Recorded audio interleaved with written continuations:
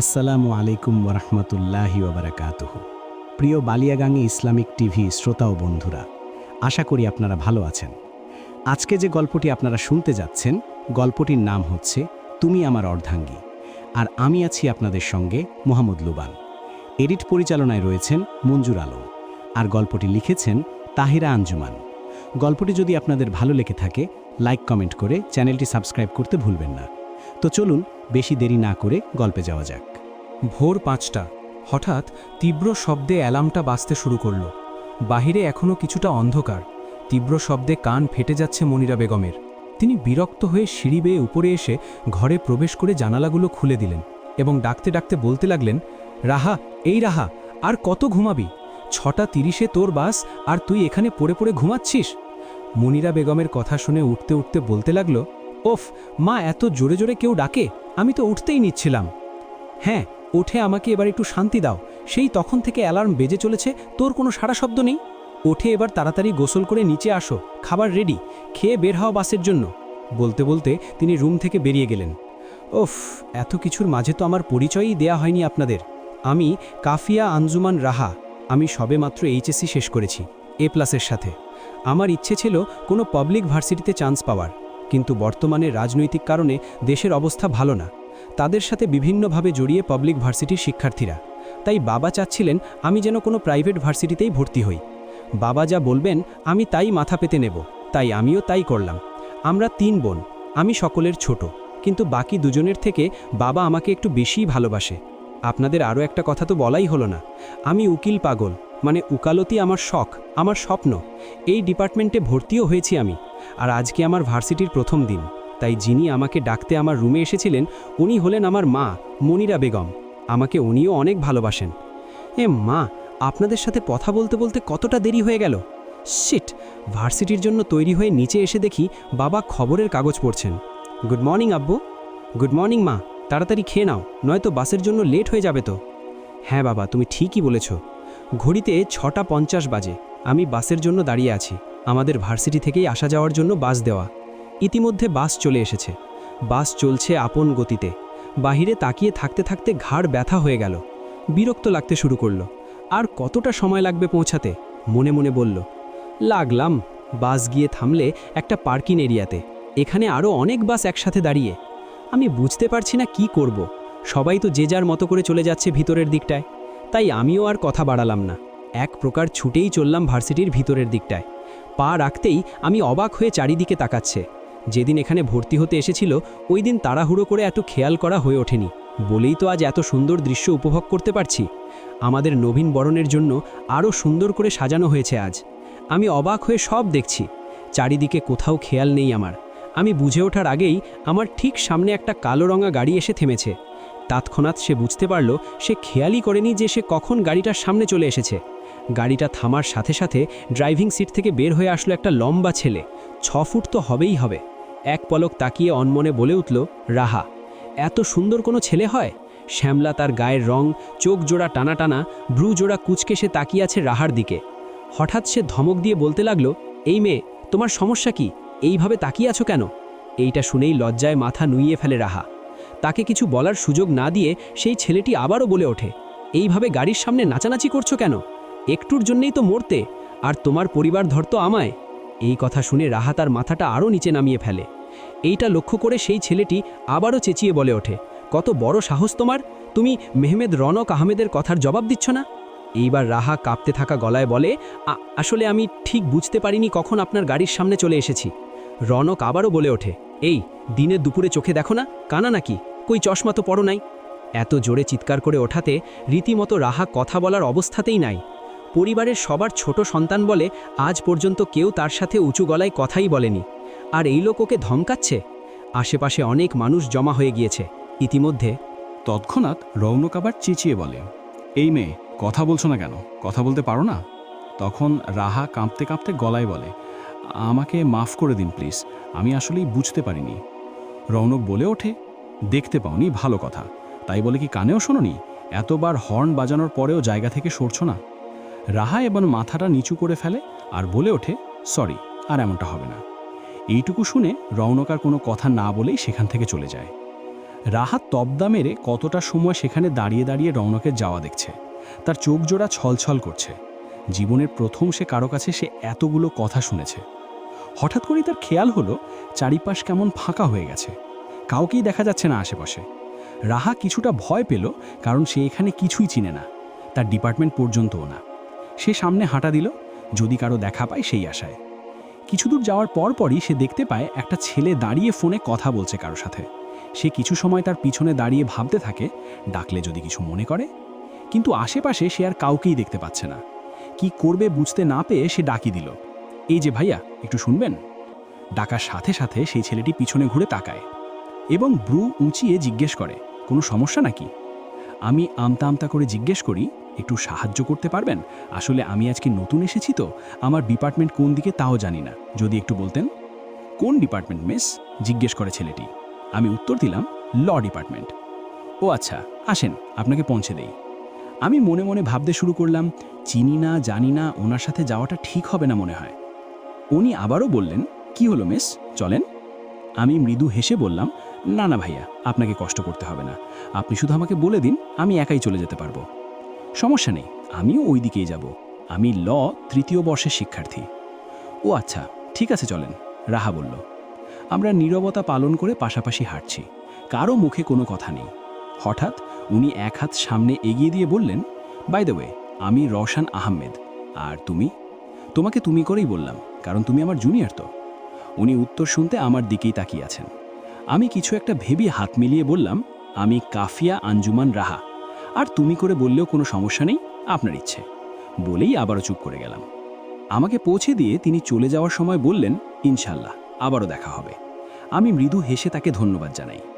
রওশন হাঁটতে হাঁটতে একটা রুমের সামনে চলে আসে, যার উপর লেখা প্রফেসর রৌনক আহমেদ।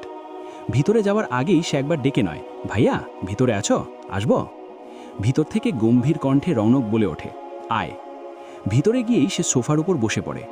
যে হাত দিয়ে রাহার সাথে হাত মিলিয়েছিল, সেই হাতের দিকে তাকিয়ে সে মনে মনে ভাবতে শুরু করে কিছু সময় আগের ঘটনা। উজ্জ্বল শ্যামলা গায়ের রং, ঠোঁটের কোণে লেগে থাকা মৃদু হাসি, টানা টানা চোখ, নীল সাদা রঙের কামিজের সাথে নীল রঙা হিজাবে যেন কোনো নীল পরী।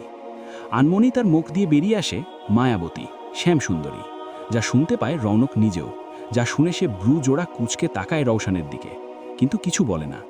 রৌনক দাঁড়াতে দাঁড়াতে বলে, এখানেই বসে থাকবি নাকি চলে যাবে? আমাকে এখন যেতে হবে, নবীন বরণের পর আমার একটা ক্লাস আছে। এই কথা শুনে রওশন তার ভাবনার জগৎ থেকে বের হয় আর বলে, তুমি চলে যাও, আমি আরও একটু পরে বের হব। এইটা শুনে রৌনক আর কিছুই বলে না, বের হয়ে যায় তার রুম থেকে। নবীন বরণ শেষ। জড়তার কারণে কারোর সাথেই রাহা আর কথা বলতে পারল না। সবাই সবার নিজ ফ্রেন্ড নিয়ে ব্যস্ত, তাই সে এবার ক্লাসরুমেই চলে আসে। রাহা ক্লাসে ঢুকে দেখে সামনের দিকে সব সিট ফিল আপ। তাই আর উপায় না পেয়ে সে পিছনের দিকে বসে। তার বসার পরপরই একটা মেয়ে ক্লাসে ঢোকে আর সোজা রাহার সাথে বসতে বসতে তাকে হ্যালো জানায়। উত্তরে আমিও তাকে হেসে হ্যালো জানাই। তৎক্ষণাৎ ক্লাসে প্রবেশ করে রৌনক, আর সবাই তাকে সালাম এবং গুড মর্নিং জানায়। রাহা রৌনককে দেখার সাথে সাথেই তার সকালের ঘটনা মনে পড়ে যায় এবং সে রাগে কপাল কুঁচকে ফেলে। রৌনক সালামের উত্তর দিয়ে সবাইকে গুড মর্নিং জানায় এবং বলে, আগেই আমি আমার পরিচয় দিয়ে নেই, আমি মেহমেদ রৌনক আহমেদ, তোমাদের লেকচারার। এইটা শুনেই সবাই হৈ হৈ করতে শুরু করে, কারণ রৌনককে দেখে বোঝাই যাচ্ছে না যে তার বয়স অনেক। এইটা কিভাবে সম্ভব? তবদা খেয়ে বসে আছে রাহা। 4 বছর সহ্য করতে হবে এই লোকটাকে, মানে হয় এসবের। কিন্তু এই ব্যাডার বয়স তো এত বেশি মনে হচ্ছে না, তাহলে উনি প্রফেসর হয় কি করে? সে রৌনককে প্রথম দেখাতেই একটা হালকা পাতলা ক্রাশ যে খেয়েছিল, সে মনে করেছিল হয়তো কোনো সিনিয়র ভাইয়া হবে। সকলকে চুপ করিয়ে রৌনক আবার বলতে শুরু করে, আমি এখান থেকেই লয়ের ওপর মাস্টার্স শেষ করেছি এই বছরই, এবং আমার গ্রেড ভালো হওয়ায় স্যাররা আমাকে এখানেই পড়ানোর জন্য বলেন, এবং আমিও রাজি হয়ে যাই। এই কথাতেই সকলে বুঝে যায় ওনার বয়স তেমন বেশি হবে না, আমাদের থেকে বড়জোর 7-8 বছরের বড় হবেন। উনি এদিক সেদিক তাকাতেই আমার সাথে চোখাচোখি হয়ে যায় তার, কারণ আমি তার দিকেই তাকিয়েছিলাম। সে তাকাতেই আমি চোখ নামিয়ে ফেলি, কিন্তু উনি এদিক সেদিক তাকাতেই আমার সাথে চোখাচোখি হয়ে যায় তার, কারণ আমি তার দিকেই তাকিয়েছিলাম। সে তাকাতেই আমি চোখ নামিয়ে ফেলি, কিন্তু আমার নারী সত্তা আমাকে বারংবার বলছে, একজোড়া চোখ আমাকে যেন খুঁটিয়ে খুঁটিয়ে দেখছে। তাই আমি আর চোখ তুলে তাকাইনি। রাহা স্যার ঠিক 10টায় ক্লাসে এসেছিলেন এবং ঠিক 11টায় ক্লাস শেষ করে চলে গেছেন। তার পরপর আরও শিক্ষকরা ক্লাসে এসেছে, কিন্তু প্রথম দিন বলে আর পড়ায়নি। সবাই পরিচিতই হয়েছে। ভার্সিটি ছুটি হয়ে গেছে। এর মাঝেই আমার পাশে বসা সেই মেয়েটি আমার বেশ ভালো বন্ধু হয়ে গেছে। তার নাম রাফা আহমেদ। আমাকে বলেছে রাফা বলে ডাকতে, এবং সেও নাকি আমাকে রাহা বলেই ডাকবে।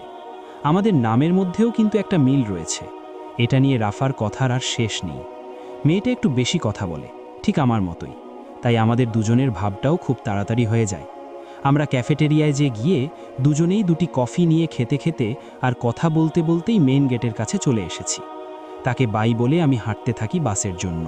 সেও চলে গেল অন্য পাশে। কিন্তু তখনও আমার মনে হচ্ছিল কেউ আমাকে দেখছে।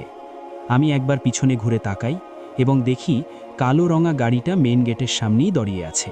কিন্তু ভিতরে কেউ বসে আছে কিনা বোঝা যাচ্ছে না সঠিক। তাই বেশি পাত্তা না দিয়ে আমি বাসে উঠে পড়েছি। বাসে ওঠার পর মনে পড়ল রাফার নাম্বারটাই তো আর নেওয়া হলো না। পর মুহূর্তে ভাবলাম, থাক, পরের বার নেওয়া যাবে। বাসায় গিয়ে পৌঁছাতে পৌঁছাতে বিকেল 4:45 বেজে যায়। ভাগ্যিস সপ্তাহে 3 দিন ক্লাস, রবি, সোম, বৃহস্পতি। না হলে আমার কি অবস্থা যে হতো ক্লাস করতে করতে। ফ্রেশ হয়ে এসে খেয়ে দিয়ে শুয়ে পড়লাম। কখন ঘুম চলে আসে বুঝতেই পারিনি। রাতে আম্মু খাবার জন্য ডাকলেও ওঠিনি, না করে দিয়েছি, খাবো না। সন্ধ্যায় খেয়েছিলাম, তাই আম্মু আর কিছু বলেনি, চলে গেছে। প্রধান মঞ্জিল নামে বাড়িটির সামনে রৌনকের গাড়িটা এসে থামে এবং রাফা নেমে যায়। রৌনক গাড়ির চাবি দারোয়ানকে দিয়ে বলে পার্ক করে দিতে। দারোয়ান বলে, জি আচ্ছা। রৌনক ভিতরে চলে আসে। এসেই দেখতে পায় পরিবারের সবাই ড্রয়িং রুমে বসে চা খাচ্ছে এবং গল্প করছে। প্রধান পরিবারে 2 জন কর্তা। বড় ভাই রায়েদ আহমেদ প্রধান, যিনি রৌনকের বাবা, তার একমাত্র সন্তান হল রৌনক, এবং ছোট ভাই রাউজব আহমেদ প্রধান, তার 2 মেয়ে ছেলে মেয়ে, রাউশান, রাফা। রৌনককে দেখেই তার বাবা ডেকে ওঠে, রৌনক, এদিকে এসো, তোমার সাথে কথা ছিল। রৌনক বাবার কাছে যায় এবং সোফায় বসে পড়ে এবং বলে, কি বলবে তাড়াতাড়ি বলো, আমার অনেক ক্লান্ত লাগছে। তুমি কি তোমার ডিসিশন নিয়ে নিয়েছো যে শিক্ষকতাই করবে? রৌনক প্রথমে জবাব দেয় না, পর মুহূর্তেই বলে ওঠে, জি নিয়ে নিয়েছি। রাউজব আহমেদ বলেন, রৌনক বাবা, তোমার তো বয়স হয়েছে, তো এবার কি তোমার বিয়ে করে নেওয়াটা উচিত না? ভালো জব করছো, এবার বিয়েটাও করে নাও। রৌনক কোনো জবাব দেয় না, ওঠে চলে যায়। সিঁড়িতে গিয়ে থামে এবং পিছনে না ঘুরেই জবাব দেয়, ভেবে দেখব, এবং চলে যায় নিজের রুমে। রৌনক গাড়ি চালানো শুরু করার আগে কোথা থেকে জানি দৌড়ে রাউশান চলে আসে। এসেই বলতে লাগলো, ভাইয়া আমাকেও নিয়ে যাও। রৌনক কপাল কুঁচকে বলে ওঠে, কেন, তোর বাইক কোথায়? বাইকটা আমার এক বন্ধু নিয়েছে, বলল রৌশান।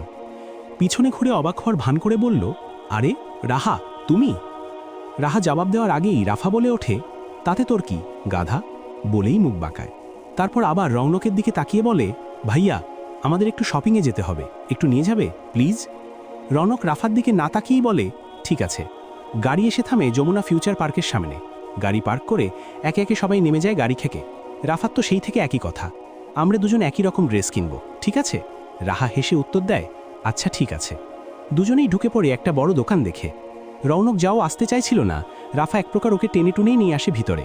রাফা ড্রেস ট্রাই করছে আর রাহা ওকে দেখেই চলছে, কিন্তু একটা ড্রেসও দুজনের পছন্দ হচ্ছিল না। রাফা কাঁদো কাঁদো মুখ করে রৌনকের দিকে তাকায়, যার কিনা সকল মনোযোগ মোবাইলের মধ্যে। রাফা খুব ভালো করেই জানা রৌনকের পছন্দ খুব ভালো, তাই সে রৌনকের সামনে এসে দাঁড়িয়ে বলে ওঠে, ভাইয়া দেখো না, আমরা সেই তখন থেকে জামা দেখছি, কিন্তু আমাদের একটাও পছন্দ হচ্ছে না, তুমি একটা পছন্দ করে দাও না প্লিজ। রাফার কথা শুনে প্রথমে তার কপাল কুঁচকে গেলেও রাহাকে দেখে সেটা ঠিক করে ফেলে রৌনক। কিছু সময় পরে এসে 2টি জামা হাতে ওদের সামনে এসে দাঁড়ায়, একটা আকাশী, অপরটা কালো রঙা। অসম্ভব সুন্দর 2টি জামা। কালোটা রাহার হাতে দেয় আর আকাশীটা দেয় রাফার হাতে। কেনাকাটা শেষ করে বাড়ির উদ্দেশ্যে রওনা দেয় তারা সবাই। বাড়ির গেটের সামনে এসে গাড়ি থামে। গাড়ি দেখেই দারোয়ান তাড়াতাড়ি করে বাড়ির দরজা খুলে দেয়। বাড়ির ভিতরে প্রবেশ করে গাড়িটি। একে একে সবাই নামে গাড়ি থেকে। গাড়ি থেকে নামার পরই রাহা হা হয়ে থাকে সামনে তাকিয়ে। এত সুন্দর বাড়িও শুধুমাত্র টিভি কিংবা মোবাইলেই দেখেছে, কিন্তু আজ সে বাস্তবে দেখতে পাচ্ছে। তাদের বাড়িটাও ডুপ্লেক্স, কিন্তু এত বড় আর শৌখিন বাড়ি। রাফা ভিতরে যেতে যেতে রাহাকেও ডাকলো, ওই রাহা, ওখানে দাঁড়িয়ে কি করছিস, আয় আমাদের সাথে। রাহা ভিতরে প্রবেশ করলো। ডাইনিংয়ে বিভানে বসে আছে বাড়ির 2 কর্তা এবং 2 কর্তি। তাইয়া আঞ্জুমান রাহা, আমার জানু, বলেই রাহাকে জড়িয়ে ধরে। এটা শুনে সবাই একসাথে হেসে উঠল। তারপর রনকের আম্মু রাজিয়া বেগম বলে ওঠে, অনেক হয়েছে গল্প, তোরা রুমে যা, ফ্রেশ হ। আমি আর রেহেনা, রাফা রোশানের আম্মু তোদের রাতের খাবারের ব্যবস্থা করছি। বলেই উঠে চলে যায় তারা দুজন। রাফা রাহাকে নিয়ে নিজের রুমে চলে যায়, একটা টি শার্ট আর একটা প্লাজো দিয়ে বলে ফ্রেশ হয়ে নিতে। রাহারও খারাপই লাগছিল, সারাদিন এক কাপড় পরে কতটা সময় থাকা যায়, কিন্তু সেইগুলো পরতে পারে না, তার কাছে কেমন জানি লাগে। ও বাসায় সবসময় থ্রি পিসের সঙ্গে ওড়না পরে, এখানে আর কোনো উপায়ও নেই, তাকে পরতেই হবে।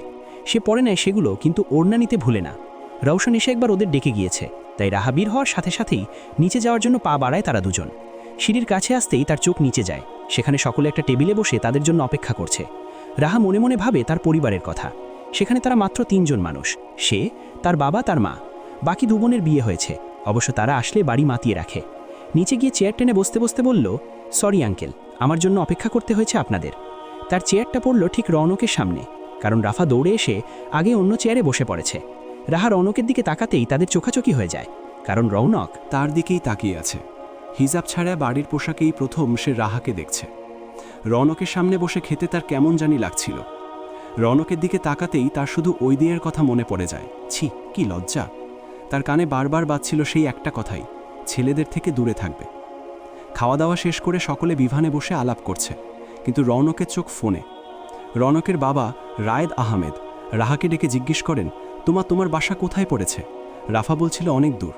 তোমার আব্বু আম্মু কেমন আছেন? তোমরা কয় ভাই বোন? আরও এমনই অনেক প্রশ্ন করেন তিনি। রাহাও একে একে সব প্রশ্নের উত্তর দিচ্ছে। সকলেই তখন তার কথা শুনছে।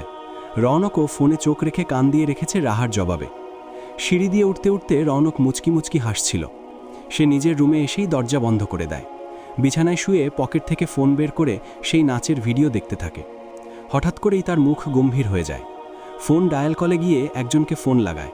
কল ধরেই লোকটা সালাম দেয়। রৌনক সালামের উত্তর দিয়ে বলে ওঠে, কি খবর? ওই পাশের লোকটি বলে, স্যার, আপনার দেওয়া কাজ করা শেষ। ওই মেয়েটার সব তথ্য আমি খুঁজে বের করেছি, তার বাবা, মা, বোন এবং সকল আত্মীয় স্বজনদের। লোকটা কথা শেষ করতেই রৌনক বলে ওঠে, গুড জব, আমি কাল এসে দেখব। রজব আহমেদ আর রায়েদ আহমেদ একসাথে বসে গল্প করছিলেন। কিছু সময় চুপ করে থেকে রায়েদ আহমেদ বলে, রজব, ছোটনের কোনো খোঁজ পেলি? প্রায় 28 বছর পার হতে চলল, আমরা এখনও আমাদের প্রাণপ্রিয় ছোট ভাইকে খুঁজে পেলাম না। বলেই দীর্ঘশ্বাস ছাড়লেন তিনি। রজব আহমেদ বললেন, না ভাই, এখনও কোনো খোঁজ পাইনি। আচ্ছা ভাইয়া, তার কি আমাদের কথা মনে পড়ে না? রাহার ঘুম আসছিল না। ওইদিকে রাফা নাক ডেকে ঘুমোচ্ছে। রাহা ওকে আর বিরক্ত না করে দরজা খুলে রুম থেকে বাইরে চলে আসে। রাফা তাকে আজকে সকালেই তাদের বাড়ির ছাদে নিয়ে গিয়েছিল, তাই সে সেদিকেই পা বাড়ায়। ছাদের কাছে আসতেই সে দেখল ছাদের দরজা খোলা। সে কিছু মনে না করে ভিতরে চলে গেল। ছাদের ওপর পাশেই রেলিং ধরে দাঁড়িয়েছিল রৌনক। সে আনমনেই দূর আকাশের দিকে তাকিয়ে আছে, তাই সে আর রাহাকে খেয়াল করল না। রাহাও ছাদের ওপর পাশে গিয়ে দাঁড়ালো, যেখান থেকে চাঁদটা অনেক সুন্দর করে দেখা যাচ্ছিল। রাফাদের ছাদে যেন হুটহাট সময় কাটানো যায়, তাই এখানে বেতের সোফা ও চেয়ার রয়েছে। রাহা সেখান থেকেই একটা নিজের দখলে নিয়ে নিল। হালকা ঠান্ডা বাতাসে রাহার কখন যে ঘুম ধরে যায়, সে যে কখন ঘুমিয়ে পড়েছে সে নিজেও জানে না। কিছুক্ষণ পর রৌনক নিজের রুমে যাবার জন্য পিছনে ঘুরে পা বাড়ায়। হঠাৎ তার পা থেমে যায়। কে যেন সোফায় বসে আছে, তাই সে ওই দিকেই পা বাড়ায়। কিছুটা কাছে যেতেই দেখতে পায় একটা নিষ্পাপ মায়াবী মুখ, যে কিনা আনমনেই ঘুমিয়ে আছে। রৌনক বেশ অনেক সময় ধরে তার পাশে দাঁড়িয়ে তার দিকেই তাকিয়ে আছে। তারপর রাহাকে কোলে নিয়ে হাঁটা দেয় রাফার রুমের দিকে, নয়তো এই ঠান্ডায় ওর জ্বর আসতে পারে। গরম কিছু অনুভব হতেই রাহা রৌনকের টি শার্ট খামচে ধরে। তা দেখে রৌনক মুচকি হাসে। রাফার রুমে রাহাকে শুইয়ে দিয়ে সে চলে যায় নিজের রুমে। সকালে ঘুম ভাঙতেই রাহা দেখে সে রুমেই আছে। তাহলে কি ছাদে যাওয়াটা স্বপ্ন ছিল? রাহা রেডি হয়ে নিচে চলে এসেছে, সাথে আছে রাফা। রাফা আজ তার বাড়িতে চলে যাবে। সকলেই খাবার টেবিলে বসে আছে। রায়েদ আহমেদ বলেন, রাহামা, তুমি কি আজ চলে যাবে? রাহা মৃদু হেসে বলল, জি আঙ্কেল, আজকেই চলে যাব। রজব আহমেদ বললেন, কার সঙ্গে যাবে? রওশান তো বাড়িতে নেই, আজকে না হয় থাকো, কালকে একেবারে ভার্সিটি থেকে বাসায় চলে যাবে, ওইটাই তো ভালো হতো। রাহা না না আঙ্কেল, আব্বু আম্মু আমার জন্য চিন্তা করছেন। এর আগে কখনো তাদের ছাড়া কারো বাসায় একা থাকা হয়নি তো, আমারও তাদের জন্য মন কেমন করছে, তাই আমাকে আজকেই যেতে হবে। আর আমি একাই যেতে পারবো, কোনো সমস্যা হবে না। রায়েদ আহমেদ বললেন, তো একদিন তোমার আব্বু আম্মুকে সাথে করে নিয়ে এসো। রাহা বলল, আচ্ছা আঙ্কেল। রাহার কথা শুনে রায়েদ আহমেদ রৌনকের দিকে তাকালেন এবং বললেন, রৌনক, তোমার কোনো কাজ আছে? না থাকলে ওকে একটু ওর বাসায় দিয়ে আসো তো। রনক কিছু সময় চুপ করে তারপর বলল, আচ্ছা, বলেই উঠে পড়ল। সদর দরজার কাছে গিয়ে পিছিয়ে তাকিয়ে বলল, আমি গাড়ি বের করেছি, তুমি এসো, বলেই চলে গেল দরজার বাহিরে। রাহা সবার থেকে বিদায় নিয়ে গাড়ির কাছে চলে আসে। রনক গাড়িতেই বসেছিল। রনক ওর দিকে তাকিয়ে বলল, বসো। রাহা গিয়ে পিছনে বসল। বসতেই রনক ওর দিকে তাকিয়ে বলল, আমাকে কি তোমার ড্রাইভার আঙ্কেল মনে হয়? রাহা, না না, তা মনে করব কেন? রনক, তাহলে পিছনে গিয়ে বসলে কেন? সামনে এসে বসো। রাহা আর কোনো কথা না বাড়িয়ে সামনে এসে বসে পড়ে। বসতেই রনক গাড়ি ছেড়ে দেয়। গাড়ি চলছে আপন গতিতে। রনককে তার বাসার রাস্তা সম্পর্কে সব বলে গিয়েছে রাহা। গাড়িতে দুজন মানুষ এভাবে বসে থাকার পরও তার ভালো লাগছে না। রাহা অনেক হাসি খুশি একটা মেয়ে। সারাদিন তার মুখে হাসি লেগেই থাকে। আর হাসির মতোই তার পছন্দ প্রচুর কথা বলা। এক দণ্ড চুপ করে থাকতে পারে না, কিন্তু এখন তাকে চুপ করে থাকতে হচ্ছে রনকের জন্য। তাই সে চুপচাপ বাইরের দিকে তাকিয়ে আছে। রনক দু একবার আর চোখে তাকিয়েছে তার দিকে, কিন্তু সে তা দেখল না। গাড়ি এসে থামে রাহাদের বাড়ির কিছুটা আগে। রাহাই বলেছে এখানে নামিয়ে দিতে। রনকও আর কিছু বলেনি। রাহা গাড়ি থেকে নেমে তাকে বলে, ধন্যবাদ স্যার। এই স্যার শব্দটা হয়তো রনক হজম করতে পারেনি। কিছু না বলেই গাড়ি নিয়ে চলে গেল। রাহা কিছু সময় গাড়ির দিকে তাকিয়েছিল, তারপর রিকশা নিয়ে চলে গেল বাড়ির উদ্দেশ্যে। গাড়ি চলছে, হঠাৎ ফোন বেজে ওঠে। রৌনক গাড়িটা একপাশে নিয়ে নেয়। তারপরই ফোন কানে নেয়। হ্যালো বলার সাথে সাথে একটা বিদঘুটে হাসি ভেসে আসে। রৌনক কপাল কুঁচকে ফেলে, কিন্তু ফোন সে কাটে না। তখনই অপর পাশ থেকে শব্দ আসে, কি মিস্টার আর.এ. ওরফে রৌনক আহমেদ, কেমন আছো? চিনতে পেরেছো আমাকে? এই লোকের মুখে নিজের গোপনীয় নিকনেমটা শুনে রনক কিছুটা চমকে ওঠে। কুঁচকে রাখা ব্রুগুলো আরও কুঁচকে ফেলে সে, কিন্তু কোনো প্রতিউত্তর করে না। সেই লোকটা আবারও বলে ওঠে, কি ভেবেছ আমার ভাইকে মেরে তুমি শান্তিতে থাকতে পারবে? তোমার ওই একজন সঙ্গী আছে না, রাত্রি, ওকেও আমি দেখে নিব। মায়ে তো তোমাকে খুঁজে পেলাম, এবার দেখো আমি কি করি, বলেই আবারও হেসে ওঠে। পরপর আবারও বলে, শুধু তোমাকে না, তোমার সম্পূর্ণ পৃথিবীকেই আমি ধ্বংস করে দেব। প্রধান বংশ বলে কিছুই থাকবে না এই পৃথিবীতে, বলেই কলটা কেটে দেয়। রৌনক কিছুই বলেনি। সে চিনতে পেরেছে কে এই লোক, কিন্তু সে বুঝতে পারছে না এই লোক তার পার্সোনাল নাম্বার পেল কিভাবে।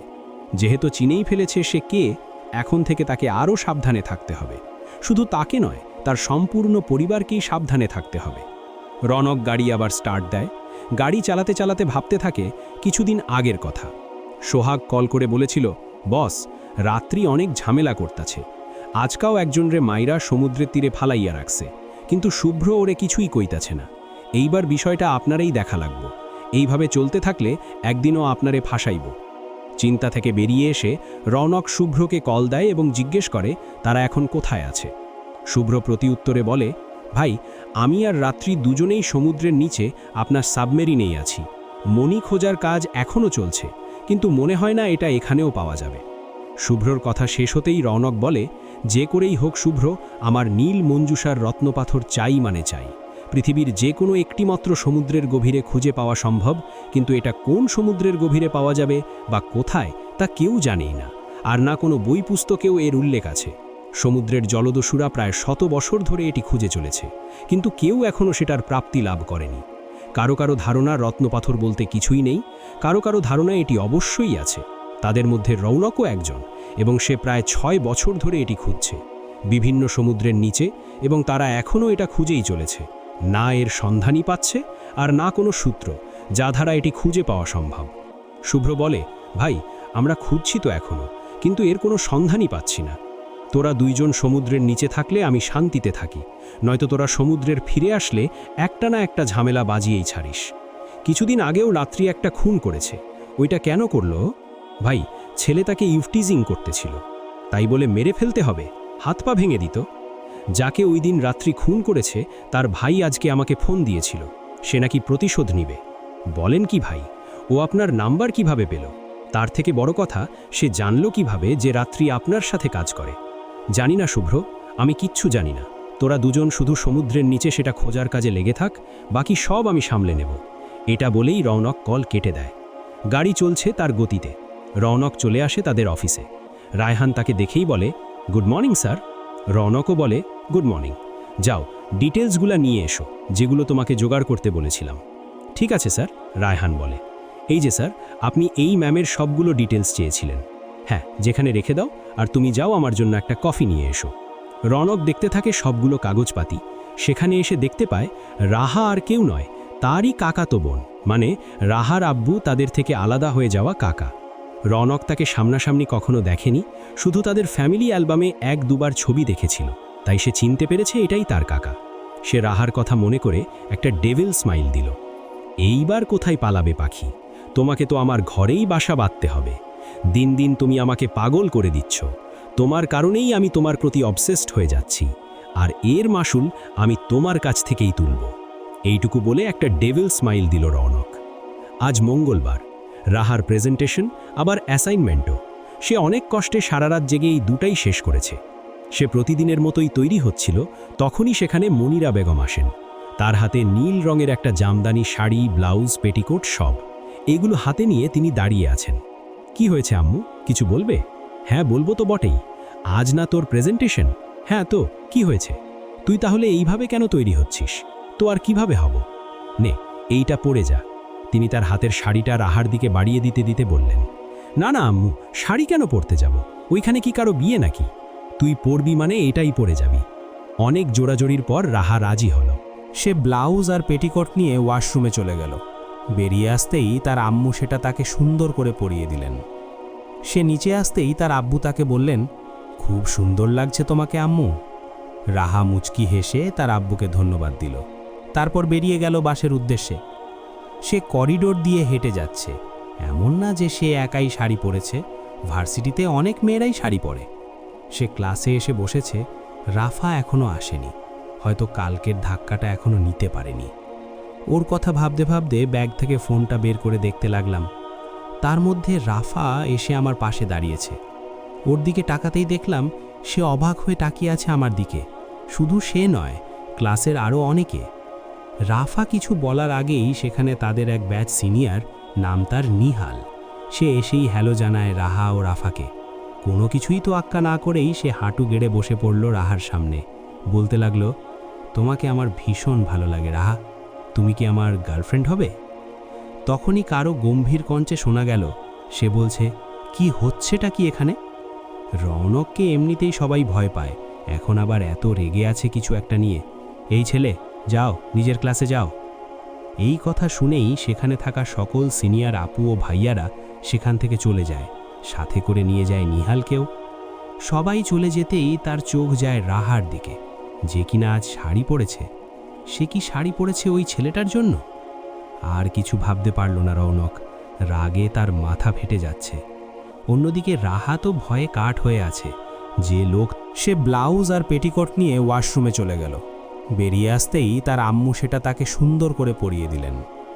সে নিচে আসতেই তার আব্বু তাকে বললেন, খুব সুন্দর লাগছে তোমাকে আম্মু। রাহা মুচকি হেসে তার আব্বুকে ধন্যবাদ দিল। তারপর বেরিয়ে গেল বাসের উদ্দেশ্যে। সে করিডোর দিয়ে হেঁটে যাচ্ছে। এমন না যে সে একাই শাড়ি পরেছে, ভার্সিটিতে অনেক মেয়েরাই শাড়ি পরে। সে ক্লাসে এসে বসেছে, রাফা এখনও আসেনি, হয়তো কালকের ধাক্কাটা এখনও নিতে পারেনি। ওর কথা ভাবতে ভাবতে ব্যাগ থেকে ফোনটা বের করে দেখতে লাগলাম।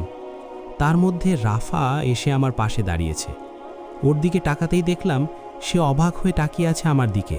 শুধু সে নয়, ক্লাসের আরও অনেকে। রাফা কিছু বলার আগেই সেখানে তাদের এক ব্যাচ সিনিয়র, নাম তার নিহাল। সে এসেই হ্যালো জানায় রাহা ও রাফাকে। কোনো কিছুই তো আক্কা না করেই সে হাঁটু গেড়ে বসে পড়ল রাহার সামনে। বলতে লাগলো, তোমাকে আমার ভীষণ ভালো লাগে রাহা, তুমি কি আমার গার্লফ্রেন্ড হবে? তখনই কারো গম্ভীর কণ্ঠে শোনা গেল, সে বলছে, কি হচ্ছেটা কি এখানে?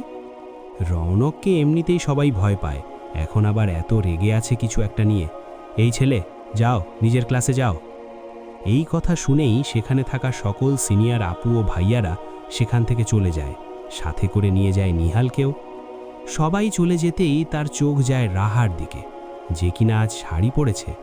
সে কি শাড়ি পরেছে ওই ছেলেটার জন্য? আর কিছু ভাবতে পারল না রৌনক, রাগে তার মাথা ফেটে যাচ্ছে। অন্যদিকে রাহা তো ভয়ে কাঠ হয়ে আছে। যে লোক তাকে কোনো ছেলের সাথে মিশতে পর্যন্ত না করে দিয়েছে, সেখানে এই নিহত মানে নিহাল সোজা এসে ওকে প্রপোজ করেছে। আজকে তুই শেষ রাহা। রৌনক কোনো রকম ক্লাসটা শেষ করে ক্লাস থেকে বেরিয়ে যায়। তার রাগ কিছুতে কমছে না, মাথা ফেটে যাচ্ছে রাগে। সে বুঝতে পারছে না এই মেয়েটা কি চাচ্ছে। তাকে সে বন্দি করে রাখুক তার কাছে। সে অন্য ছেলেদের সাথে কেন মেশে? বারবার এত না করার পরও কেন শুনছ না তার কথা? না, এবার আর বোঝালে চলবে না, এবার কিছু একটা করতেই হবে। রৌনক তার পিয়নকে ডেকে পাঠায়, বলে যাও রাহাকে ডেকে নিয়ে আসো, বলবে তাড়াতাড়ি আসতে, একটু যেন লেট না করে। ওকে স্যার বলেই চলে আসে বাহাদের ক্লাসে। এসে বলতে লাগলো, রাহামা তোমারে না রৌনক স্যার ডাকছে, এক্ষুনি যাইতে কইছে। রৌনক ডেকেছে এটা শুনতেই রাহার হাত পা ঠান্ডা হয়ে যেতে লাগলো। জানি না আজকে কি হবে, স্যার কি করবেন ওকে। রাফাও প্রচণ্ড ভয় পেয়ে গেছে। না রৌনক রাহার বাসায় ফোন দিয়ে এগুলো বলে দেয়। রাহা আস্তে ধীরে বের হয় ক্লাস থেকে, ধীরে ধীরে রৌনকের কেবিনের দিকে যেতে থাকে। সে জানে না আজকে তার সাথে কি হবে। রৌনকের কেবিনের সামনে আসতেই বলে, স্যার আসবো? এসো। সব সময়ের মতো একটা গম্ভীর কণ্ঠ। রাহা ভিতরে আসতেই রৌনক তার দিকে একবার তাকায়। নীল শাড়ির সাথে নীল চুড়ি, নীল হিজাব আর ঠোঁটে হালকা গোলাপি লিপস্টিক। খুব সুন্দর লাগছে তাকে এগুলো পরে। সে কেন সেজে এসেছে আজকে ওই ছেলেটার জন্য? মনে মনে ভাবল রৌনক। স্যার দেখেছিলেন আমাকে? কোনো দরকার ছিল? রৌনক উঠে দাঁড়ায় তার চেয়ার থেকে। সে আগে যায়, দরজাটা ছিটকিনি বন্ধ করে দেয়। রাহা কিছুটা ভয় পায়। রৌনক বলতে লাগলো, তোমাকে না বলেছিলাম ছেলেদের থেকে দূরে থাকবে? তাহলে আজকে এটা কি হলো? জবাব দাও আমার কথার, কি ছিল এটা? স্যার আমি তো ওনাকে চিনিও না, কোথা থেকে জানি আসলো আর আমার সামনে বসে পড়ল। আমি তো জানিও না এমন কিছু হবে।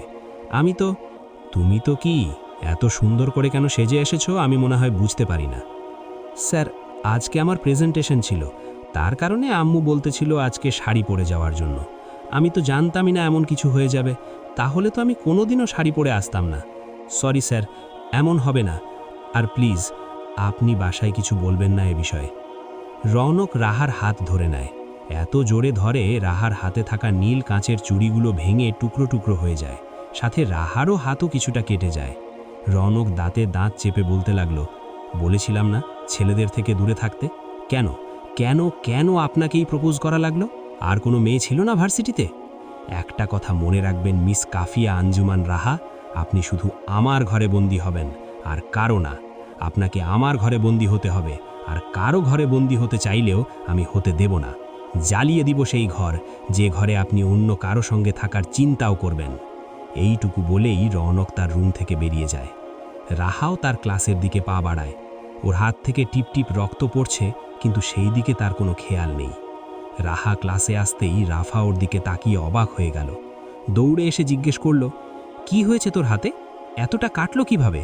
রাহা কিছু তো বল। রাহা কোনো কথা বলল না, চুপচাপ নিজের ব্যাগ নিয়ে ক্লাস থেকে বেরিয়ে গেল। কিন্তু রাফা আর যেতে পারল না। তার আগেই ক্লাসের স্যার চলে এসেছে। তিনি আর রাফাকে যেতে দেননি। রাহা চুপচাপ দাঁড়িয়ে নিজের হাতটা কলের নিচে ধরে আছে। পানি পড়ছে আর ঝলছে তার হাত। পিছন থেকে কেউ এসে তার অন্য হাতটা চেপে ধরে কোথায় জানি নিয়ে যাচ্ছে। কে আপনি? আমার হাত? আর কিছু বলতে পারল না সে, কারণ ওর হাত আর কেউ না, রৌনক চেপে ধরে আছে। টানতে টানতে নিয়ে গেল তার কেবিনে। রাহা খেয়াল করল সেখানে এখনও 1-2 ফোঁটা রক্ত পড়ে আছে। হঠাৎ তার চোখ যায় রৌনকের হাতের দিকে। হাত কেটে একাকার অবস্থা দেখে মনে হচ্ছে দেয়ালও পাঞ্চ করেছেন। রাহা তাড়াতাড়ি নিজের হাত ছাড়িয়ে রৌনকের হাত ধরল, ধরে বলতে লাগলো, আল্লাহ, এতটুকু কিভাবে কেটেছেন? অনেক ঝলছে তাই না? সে ভুলেই গেল তার নিজের হাতের অবস্থাও ভালো না। রৌনক কিছু না বলে মেডিসিন কিট নিয়ে আসলো। হাত এদিকে দাও। না, আগে আপনার হাতে ওষুধ লাগিয়ে দিই। এইসব ছোট ছোট ব্যথায় আমার কিছুই যায় আসে না, তোমার হাত দাও। না, আগে আপনার হাত দিন। রৌনক আর তর্ক করতে পারল না। সে জানে এই মেয়ে কত ঘাড় তেড়া ও জেদি, তাই সে নিজের হাতটাই বাড়িয়ে দিল। রাহা ধীরে ধীরে অনেক যত্ন সহকারে তার হাতে ওষুধ লাগাচ্ছে, আর রৌনক তাকে মনোযোগ সহকারে দেখছে। হঠাৎ সে বলে উঠল, সরি, আমি আসলে নিজের রাগ কন্ট্রোল করতে পারিনি। তোমার কি খুব কষ্ট হচ্ছে? এইটুকু শুনেই রাহা রৌনকের দিকে তাকায়, মুচকি হাসি দিয়ে বলল, না তেমন লাগেনি, কিন্তু একটু জ্বলছে। ঠিক হয়ে যাবে, সমস্যা নেই। আপনার তো খুব কষ্ট হচ্ছে তাই না? আপনি এমন কি করেছেন যে হাতে এত বেশি ব্যথা পেয়েছেন? এসব ব্যথা আমি রোজই পাই। রাহা মনে মনে একটা কথা চিন্তা করছে। রৌনক আমার সাথে এমন বিহেভ কেন করছেন? উনি কি আমাকে পছন্দ করেন? জিজ্ঞেস করব? এটা জিজ্ঞেস করলে কেমন না? থাক, জিজ্ঞেস করব না। রাহার ওষুধ লাগানো শেষ দেখে রৌনক হাত বাড়ালো ওষুধ নেওয়ার জন্য। তারপর ওষুধ হাতে নিয়ে রাহার হাতে লাগাতে শুরু করলো। তোমাকে কতবার বলেছি আমি যে ছেলেদের সাথে মিশবে না? তাহলে কেন তুমি বারবার ছেলেদের সাথে মিশো? রাহা মুচকি হাসি দিয়ে বলল, আর হবে না, সরি। রাহা খুব ভালো করেই বুঝে গেছে রৌনকের মনে তার জন্য কি আছে, কিন্তু না, সে এটা প্রকাশ করবে না। যে সে বুঝে গেছে রৌনককেই প্রথম তাকে এই বিষয়ে জানাতে হবে। সে আবার রৌনককে থ্যাংক ইউ বলে সেখান থেকে বেরিয়ে পড়ে। রাহার আম্মু মনিরা বেগম হঠাৎ করেই অসুস্থ হয়ে পড়লেন, তাই রাহার আব্বু তাকে নিয়ে ঢাকার দেশে রওনা দিলেন। ঢাকা পিজি হসপিটালে তাকে নিয়ে আসা হলো। হঠাৎ করেই তিনি একটা ছোটোখাটো হার্ট অ্যাটাক করেছেন। তেমন সিরিয়াস কিছু না, ডক্টর বললেন। আজ রৌনকের আব্বুরও ফুল বডি চেক আপ করার কথা। কিছুদিন ধরে তার শরীরটা তেমন ভালো লাগছে না, তাই সকলেই জোর করে তাকে ডক্টরের কাছে পাঠালেন ফুল বডি চেক আপ করার জন্য। তাই তিনিও তার ভাই রজবকে নিয়ে চলে আসলেন পিজি হসপিটালে। রজব এবং রায়েদ আহমেদ দুজনেই বসে আছেন রিপোর্টসের জন্য। তখনই সেখানে এসে বসলেন রাদিফ আহমেদ, তিনিও রিপোর্টসের জন্য অপেক্ষা করছেন। ভাইয়েরা একই সঙ্গে বসার পরেও কেউ কাউকে খেয়াল করলেন না, সবাই সবার কাজে ব্যস্ত। রাদিফ আহমেদের রিপোর্টস সবার আগে চলে এসেছে, তাই তিনি সেগুলো নিয়ে বেরিয়ে পড়লেন। তখনই রায়েদ আহমেদের রিপোর্টগুলো চলে আসলো, তাই তিনিও বেরিয়ে পড়লেন রজব আহমেদের সাথে। হসপিটালের বাইরেই দাঁড়িয়েছিলেন মনিরা বেগম এবং রাদিফ আহমেদ। রাদিফ আহমেদ একটা ক্যাব বুক করেছেন, সেটার জন্যই দাঁড়িয়ে আছেন তারা দুই ভাই যেই না হসপিটাল থেকে বের হয়েছেন, রায়েদ আহমেদ রাদিফ আহমেদের সাথে ধাক্কা খায়। রাদিফ আহমেদ তাকে ধরতে ধরতে বললেন, সরি বুঝ। সম্পূর্ণ কথা শেষ করার আগেই রজব আহমেদ চিৎকার দিয়ে বললেন, ছোটন। তার কথা শুনে রায়েদ আহমেদও তার দিকে তাকান, দেখলেন এ আর কেউ নয়, তারই প্রিয় ছোট ভাই, যাকে এত বছর ধরে তারা দুজন খুঁজে চলেছেন। তিন ভাই তিন সোফায় সবে আছেন গম্ভীর মুখে, কেউ কোনো কথা বলছে না। ওপর দিকে রাহার আম্মুর সাথে রৌনক আর রাফার আম্মুর সেই কিভাবে জমেছে দেখলে মনে হবে যেন তারা যা নয় আপন বোন। ইতিমধ্যেই রৌনক রওশান রাফাকি কল দিয়ে বাসায় আসতে বলেছে তাদের বড় আম্মু। রায়েদ আহমেদ কথা বলা শুরু করলেন। সবার আগে বলতে লাগলেন, এত বছরেও কি তোর আমাদের কথা মনে পড়ল না? তোকে কোথায় না কোথায় খুঁজেছি, বলতে পারবি? কোথায় ছিলি এতদিন? এরকম আরও হাজারো প্রশ্ন। ভাইয়া, আমি এত বছর ঢাকার বাইরে ছিলাম, আর রজব ভাই, এর আগে আমি বিয়ে করেছিলাম বলে বাবা আমাকে বাড়ি থেকে বের করে দিয়েছিলাম। তাই আমি মনে করেছিলাম যে বাড়িতে আমার আর কোনো ঠাঁই হবে না, সেই বাড়িতে গিয়ে আর লাভ কি, যেখানে আপন মানুষরাই পর করে দেয়। রায়েদ আহমেদ আর কিছু বললেন না। রজব আহমেদ বলতে শুরু করলেন, সেই সব বাদ দে, এবার বল তোর কয়জন ছেলে মেয়ে আছে? আমার 3 মেয়ে ভাই, 2 মেয়ের বিয়ে দিয়েছি, 1 মেয়ে এখনও পড়াশুনো করছে। কোন ক্লাসে পড়ছে সে? রজব আহমেদ আবারও জিজ্ঞেস করলেন। ভাইয়া, ও এবছরে অনার্সে ভর্তি হয়েছে। কোন ইউনিভার্সিটিতে? এখান থেকে বেশি দূর হবে না, উত্তরা ইউনিভার্সিটি। আরে, সেখানে তো আমার ছেলে রৌনক একজন প্রফেসর। রায়েদ আহমেদ বললেন। কি বলো ভাইয়া, রৌনক তো বড় হয়ে গেছে। সে আর বলতে, রায়েদ আহমেদ বললেন। তো তোর মেয়ের নাম কি, আর ও কোন ডিপার্টমেন্টে আছে? ভাইয়া, ওর নাম কাফিয়া আঞ্জুমান রাহা, আর ওর অনেক ইচ্ছা ছিল উকিল হওয়ার, তাই ওকে ল ডিপার্টমেন্টেই দিয়েছি। তুমি তো জানতে আমারও কত ইচ্ছা ছিল উকিল হবার, কিন্তু সেসব এখন অতীত। টাইমে যেহেতু আবদার করেছে আর ফেরাইনি, যেটা চেয়েছি সেটাই দিয়েছি। কি বলিস কি রাদিফ, রাহা তোর মেয়ের নাম, আর ও ল ডিপার্টমেন্টে আছে? রজবের মেয়ে রাফা কত ল ডিপার্টমেন্টে এবারই ভর্তি হলো, আর সব থেকে বড় কথা আমার ছেলে রৌনক, সে তো ল ডিপার্টমেন্টেরই প্রফেসর। রাদিফ আহমেদ কিছুটা অবাক হলেন, তিনি কি বলবেন বুঝতে পারলেন না। তখনই পেছন থেকে রৌনকের আম্মু বলতে লাগলেন, ভাই, তোমার মেয়ের নাম রাহা, ও কি তাহলে আমাদের রাফার যে ফ্রেন্ড ওই দিন আমাদের বাসায় এসেছিল ওই? হতে পারে ভাবি, রাহাও তো কিছুদিন আগে ওর একটা বন্ধুর বাসায় গিয়েছিল, ওদের বাসায় নাকি দাওয়াত ছিল। আরে হ্যাঁ ভাই, আমার ছেলে রৌনকের জন্মদিন পার্টি ছিল, তাই আমি বলছিলাম রাফাকে যেন ওর বান্ধবীদের নিয়ে আসে, ও রাহাকে নিয়ে এসেছিল। রৌনকের আব্বু, তুমি রৌনককে ফোন করে বলে দাও ও যেন রাহাকেও সাথে করে নিয়ে আসে। আচ্ছা, বলছি। রাফা তার সব ক্লাস শেষ, ছুটিও দিয়ে দিয়েছে, তাই তারা আস্তে আস্তে বের হচ্ছে ক্লাস থেকে। তখনই সেখানে রৌনক চলে আসে, এসে বলতে লাগলো, রাফা, তোর বান্ধবী রাহাকে বল আজকে আমাদের সাথে বাড়িতে যেতে হবে। কিন্তু কেন ভাইয়া, কিছু হয়েছে?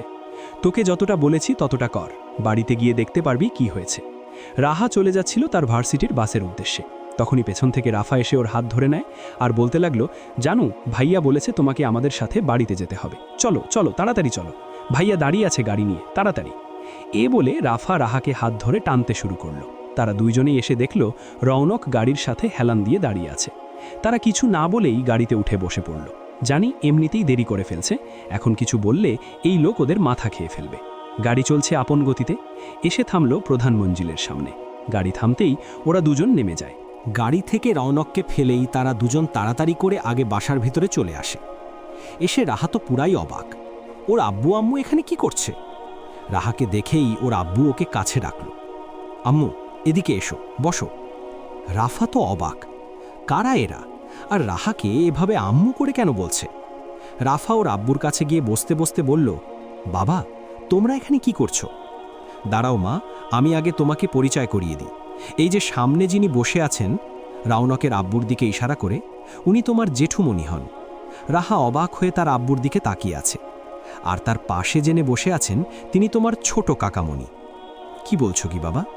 তুমি যাদের কথা বলেছিলে যে তাদের সাথে আমাদের আর কোনো সম্পর্ক নেই, তারাই কি তারা? হ্যাঁ আম্মু, তারাই। তখনই রওনক ভিতরে আসে। এসেই সকলকে সালাম দিল, নিয়ে বসল তার আব্বুর পাশে। রওনকের সাথেও পরিচয় করিয়ে দিলেন রায়েদ আহমেদ, রাদিফ আহমেদের। তখনই সেখানে দৌড়াতে দৌড়াতে উপস্থিত হল রওশান। রজব আহমেদ রওশান ও রাফাকে পরিচয় করিয়ে দিলেন তার ছেলে ও মেয়ে বলে। রাফাকে মুনিরা বেগম আগে থেকেই চিনেন। রাহার সাথে অনেকবার ভিডিও কলে কথা বলতে দেখেছেন, তার সাথেও কথা হয়েছে দু একবার। সব হাসি মজার মাঝে সকলের জন্য চা ও নাস্তা নিয়ে আসলেন বাড়ির 3 রানী। এবার মনে হচ্ছে সম্পূর্ণ পরিবার একসঙ্গে হয়েছে। হাসি ঠাট্টা সব মিলিয়ে যেন পুরো হলরুম পূর্ণ হয়েছে। রায়েদ আহমেদ বললেন, একদিন তো 2 মেয়েকেও আসতে বল তাদের হাজব্যান্ডের সাথে, আর আজকে থেকে তোরা সবাই আমাদের বাসায় থাকবি, কোথাও যেতে দেব না আর তোদের, এখানেই থাকতে হবে আমাদের সাথে। রাদিফ আহমেদ বললেন, কি বলছো ভাইয়া, আমার বাড়ি ঘর ব্যবসা ওইগুলোর কি হবে? আমি জানি না রাদিফ, হয় তোরা সবাই এখানে আসবি, না হলে রাহামাবুনি এখানেই থাকবে আমাদের সাথে, এখান থেকেই তার পড়াশোনা কমপ্লিট করবে। আচ্ছা ভাইয়া, এটা নিয়ে না হয় আমরা পরে কথা বলি। রাদিফ আহমেদ বড় ভাইয়ের সামনে আর কিছুই বলতে পারলেন না। নাস্তা শেষ করে সবাই গল্প করতে করতে রাতের খাবারের সময় হয়ে গেছে, তাই সকলে বসে পড়ল টেবিলে। বাড়ির 3 জন কর্তী বাদে ছোট বড় সকলেই বসল খেতে। খাবার সময় রাদিফ আহমেদ অবাক রাহাকে জিজ্ঞেস করলেন, তার হাতে ব্যান্ডেজ কেন? হাত কেটেছে তো কাটল কিভাবে? তখনই তার পাশ থেকে রজব আহমেদ বলে উঠল, রওনক, তোর হাতি বা কাটল কিভাবে? রাহা বলল, তেমন কিছু না বাবা, একটুই কেটেছে, চিন্তা করার কিছু নেই। রওনকও বলল, তেমন কিছু হয়নি, চিন্তা করার কিছু নেই। রায়েদ আহমেদ বললেন, তো রাহামামনি, তোমার এখানে থাকতে কোনো সমস্যা হবে না তো? রাহা কিছু বলার আগেই রওনক বলল, সমস্যা হওয়ার কি আছে? ছোট চাচ্চু আর মণিমা তারা সবাই এখানেই থাকবে, আর যদি বলো বাড়ির কথা, তাহলে একজন ম্যানেজার রেখে দিলেই হলো। রাদিফ আহমেদ বললেন, আজকালকার দিনে কি আর বিশ্বস্ত মানুষ পাওয়া যায়? ও নিয়ে তুমি চিন্তা করো না, আমার একজন বিশ্বস্ত মানুষ আছে, ও খুব সুন্দর করে এগুলো গুছিয়ে রাখতে পারবে। এর মাঝেই কেটে গেছে প্রায় সপ্তাহখানেক। রাহারা আজ শুক্রবার প্রধান মঞ্জিলে শিফট হয়েছে। তাদের সাথে তার বড় 2 বোন রিভা রিমাও এসেছে তাদের হাজব্যান্ডের সাথে কিছুদিন থাকার জন্য। আজ সবার ছুটির দিন, শুক্রবার বলে কথা। সবাই আড্ডা দিচ্ছে, শুধু রওনক নেই। তার ভার্সিটিতে একটা মিটিং ছিল, তাই সে গাড়ি নিয়ে চলে গেছে। রাফা রাহাকে তার রুমটা গোছাতে সাহায্য করে। রাহাকে দেওয়া হয়েছে রওনক ও রাফার রুমের ঠিক মাঝের রুমটা। সব গুছানো শেষ তাদের। এবার 2 জন বিছানার 2 দিকে শুয়ে ভাবতে থাকে কিভাবে তাদের জীবনের সব কিছু বদলে গেল। প্রথমে তারা 2 জন বেস্ট ফ্রেন্ড হলো, আর এখন তারা বোন। রওনক তার একজন বিশ্বস্ত লোককেই তাদের বাড়ি ব্যবসা সব সামলানোর দায়িত্ব দেয়। রাদিফ আহমেদ বলেছেন তিনি মাসে 2-1 বার দিয়ে সব দেখে আসবেন। রাতের খাবার সেরে সকল কাজিনরা চলে আসে ছাদে। পূর্ণিমার চাঁদের আলোয় সব আলোকিত। সব সময়ের মতোই রওনক আসতে চায়নি, কিন্তু তাকে সকলে মিলে জোর করে এনেছে। এই কাজিন মহলের সকলের পরিচয় কিছুদিনের হলেও দেখে মনে হবে যেন ছোট থেকে একসাথেই বড় হয়েছে।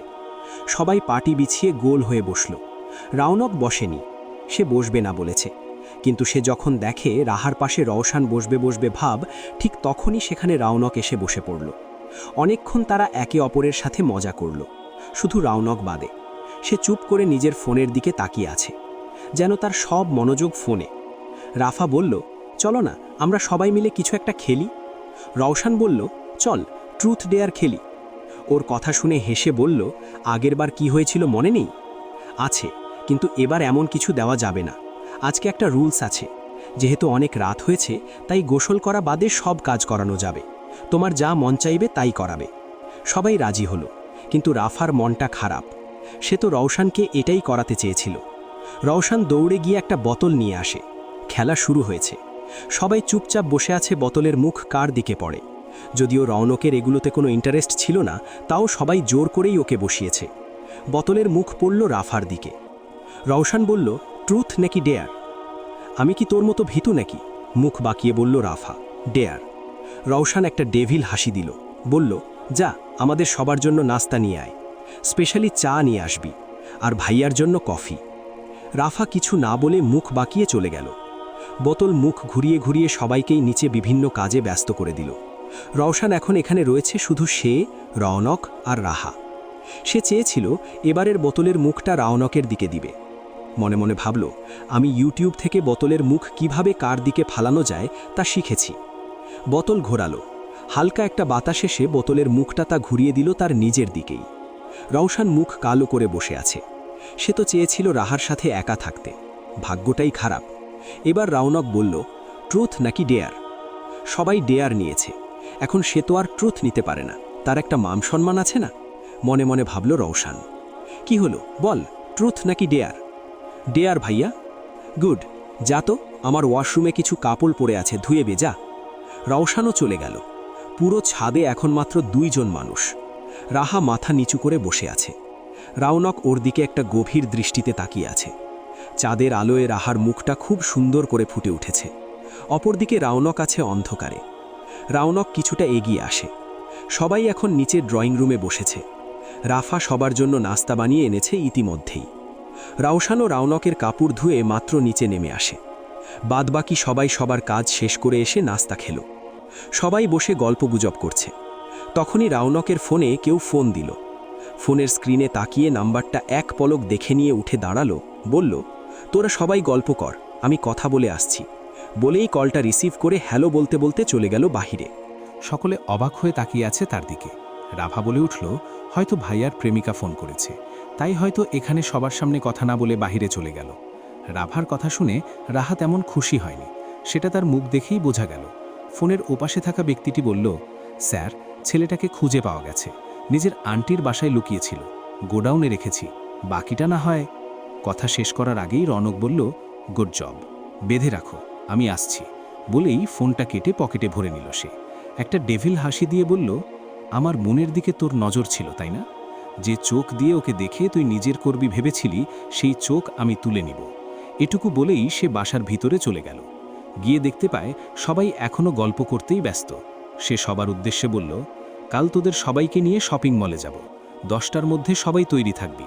এখন যা, অনেক রাত হয়েছে, গিয়ে ঘুমিয়ে পড় সবাই। তার কথার সাথে সবাই খুশি হয়ে আচ্ছা বলে যে যার রুমের দিকে পা বাড়ালো।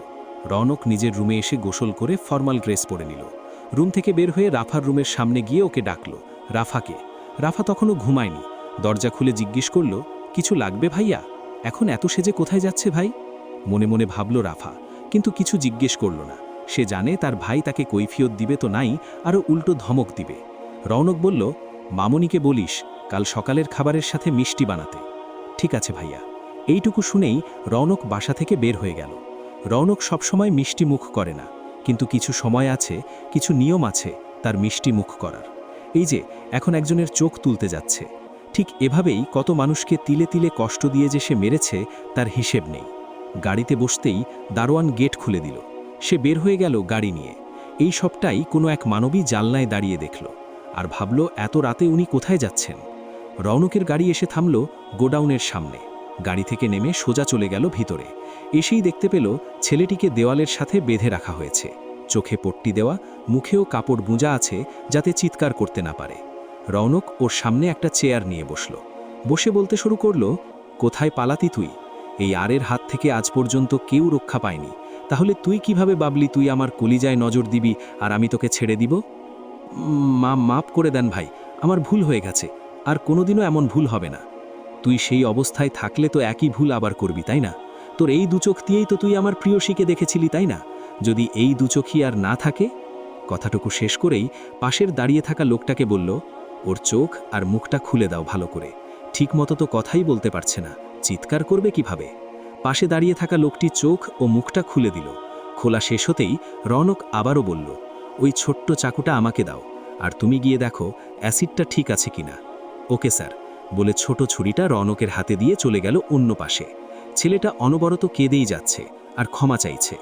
রৌনক বলল, এসব করে কোনো লাভ হবে না, আরে কাউকে মাপ করে না। নিহাল আর তুই তো অপরাধ না, আমার কলিজার টুকরায় হাত দিতে চেয়েছিলি, তোকে কিভাবে ছেড়ে দিব। বলেই ছুরিটি ঢুকিয়ে দিল নিহালের বাম চোখে। গগন ফাটিয়ে চিৎকার করে উঠল নিহাল। ছুরিটা বের করে ডান পাশের চোখটাতে আবারও ঢুকিয়ে দিল রৌনক। আবারও সেই চিৎকার। নিহালের আধমরা অবস্থা। তখন সেখানে রায়হান এসে বলল, স্যার ওইটাও তৈরি। রৌনক এটুকু শুনে বলল, ওকে খুলে নিয়ে গিয়ে ওখানে ফেলে দাও। রায়হান সায় জানালো। নিহালকে খুলে টেনে নিয়ে গিয়ে এক প্রকার ছুঁড়ে ফেলে দিল অ্যাসিড ভর্তি কড়াইতে। আবারও গগন ফাটিয়ে চিৎকার।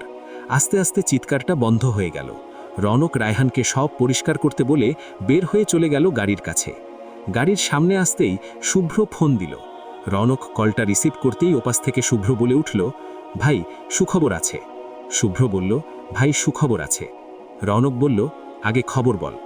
ভাই মুনির খোঁজ পাওয়া গেছে, প্রশান্ত মহাসাগরের নিচেই আছে সেটা। আমরা রওনা দিয়েছি মুনি উদ্ধার করার জন্য। তুই সত্যি বলেছিস? শুভ্র, যে মুনির জন্য আমার এই কালো জগতে প্রবেশ, সেই মুনি আর কিছুদিন পর আমার হবে। হ্যাঁ ভাই, আমরা সাবমেরিনেই আছি, যাচ্ছি নিচের দিকে। মুনি পেলেই আপনাকে জানাবো। আচ্ছা শুভ্র, তাড়াতাড়ি যা। রৌনক কল কেটে ফোনটা রেখে দিল পকেটে। গাড়ি থেকে পানি বের করে গা থেকে রক্তগুলো মুছে নিল। গাড়িতে বসে গাড়ি স্টার্ট দিল।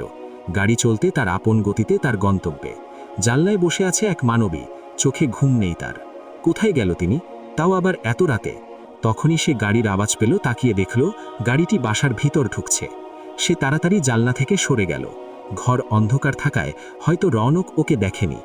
রাহা চুপচাপ গিয়ে শুয়ে পড়ল বিছানায়। এতক্ষণ ধরে ঘুম না আসলেও এখন তার ঘুম পাচ্ছে। হয়তো কাঙ্ক্ষিত ব্যক্তি বাসায় ফিরেছেন তাই। আস্তে আস্তে চোখ বন্ধ করল রাহা। ঘুমিয়েও গেল। সকালে ঘুম ভাঙল তার ফজরের আজানের ধ্বনি শুনে। আস্তে আস্তে উঠে বসল। তারপর ওয়াশরুম থেকে ফ্রেশ হয়ে ফিরে এসে নামাজটা পড়ে নিল। নামাজ শেষ করে একটু মোবাইলটা হাতে নিয়ে বসেছে রাহা। ফেসবুকে ঢুকে তার স্টোরিটা চেক করল। সে এমনিতেও খুব চেনা মানুষ ছাড়া কাউকেই ফ্রেন্ড লিস্টে রাখে না। মাত্র ৭৮ জন ফ্রেন্ড তার লিস্টে আছে। রাহা মোবাইলটা রেখে চলে গেল। নিচে গিয়ে দেখতে পায় তার মা, বড় কাকিয়া, মেজো কাকিয়া সবাই মিলে সকলের জন্য সকালের নাস্তা বানাচ্ছে। রাহাকে দেখেই রৌনকের আম্মু বললেন, আরে মা, তুই উঠে গেছিস? আর দেখ, আমার মেয়েটা এখনো কুম্ভকর্ণের মতো ঘুমাচ্ছে। যা তো, ওইটাকে ডেকে তোল, নয়তো আবার তোরা ভার্সিটির জন্য লেট করবি। আচ্ছা কাকিয়া, বলে রাহা উপরের দিকে না তাকিয়েই উঠতে নিয়েছিল। আর তাই বেঁধেছে বিপত্তি। কারো বুকের সাথে সজোরে ধাক্কা খায় সে। পড়ে যেতে নিলে সেই ব্যক্তিটির হাত তার কোমর জড়িয়ে ধরে। চোখ বন্ধ করে আছে রাহা। সবকিছু স্বাভাবিক হতেই আস্তে করে তাকিয়ে দেখল তাকে আর কেউ না, রৌনক ধরে আছে। চারুন, কেউ দেখে ফেলবে। এমনভাবে বলছেন, কথা শুনে মনে হচ্ছে আমি আপনার হাজব্যান্ড আর আপনি আমাকে রোমান্স করা থেকে আটকাচ্ছেন।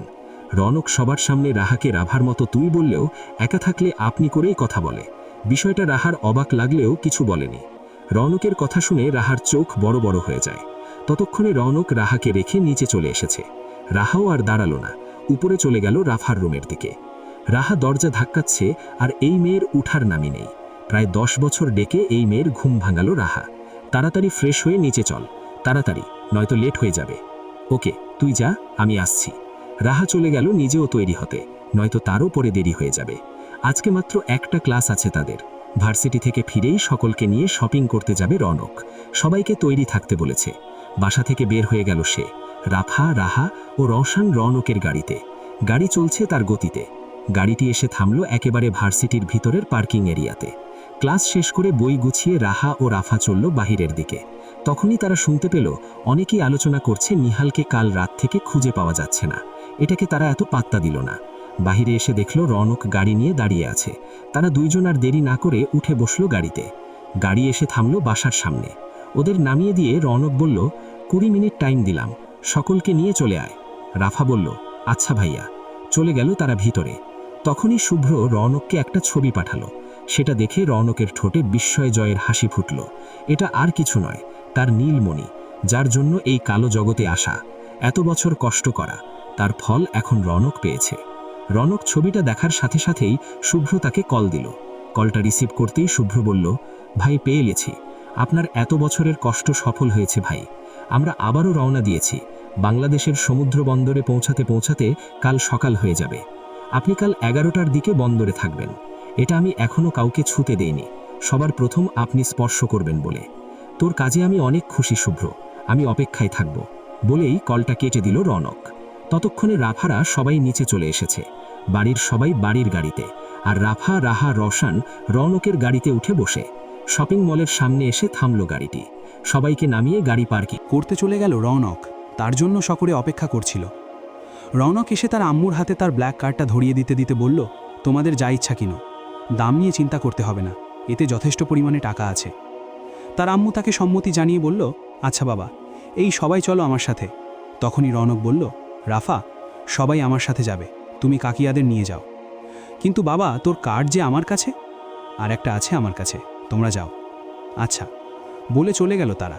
রৌনক রাফাদের উদ্দেশ্যে বলল, তোরা আমার সাথে আয়। রৌনকের পিছনে পিছনে সবাই হাঁটছে। তারা বড় দেখে একটা দোকানের ভিতরে চলে গেল। রৌনক গিয়ে একটা সোফায় বসে পড়ল আর বলল, যার যা পছন্দ নিয়ে আমাকে ডেকো। রাফা বলল, আচ্ছা ভাইয়া। তারা দুইজন সব ধরনের জামা কাপড় দেখছে। রাহা একটা লং গাউন দেখল, রাফাও দেখল সেম ডিজাইনের একটা। দুইজন পরে আসলো। একজন আরেকজনকে দেখে বলল, সুন্দর লাগছে। চেঞ্জ করে তারা দুইজন রৌনকের কাছে গিয়ে বলল, ভাইয়া, এই দুটি আমাদের পছন্দ হয়েছে। রৌনক হাতে দুটি লেহেঙ্গা নিয়ে বসেছিল, একটা মেজেন্ডা কালারের আর একটা নোট কালারের। নোট কালারেরটা সে রাহার দিকে এগিয়ে দিল, আর মেজেন্ডা কালারেরটা রাফাকে দিল। এই জামা দুটোই তাদের আরও বেশি পছন্দ হয়েছে। ততক্ষণে রওশনেরও স্টার্ট প্যান্ট পছন্দ হয়ে গেছে। রৌনক বিল পে করে দোকান থেকে বের হলো। তাদের আম্মুদের আরও কিছুক্ষণ সময় লাগবে, তাই তারা মলের মধ্যে থাকা একটা কেফেতে চলে গেল। সবাই বসে আছে একটা টেবিলে, সবাই কফি অর্ডার দিল। রৌনক বলল সে কফিতে চিনি খায় না, তারটায় যেন চিনি না দেওয়া হয়, শুধুমাত্র ব্ল্যাক কফি। ওয়েটার বলল, আচ্ছা স্যার।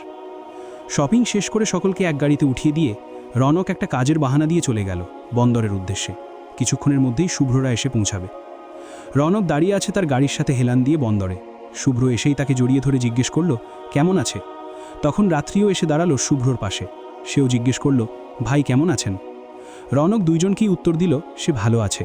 মনির বক্সটা রৌনকের হাতে দিল রাত্রি। বলল, খুলে দেখুন ভাই, আপনার এত বছরের কষ্টের ফল।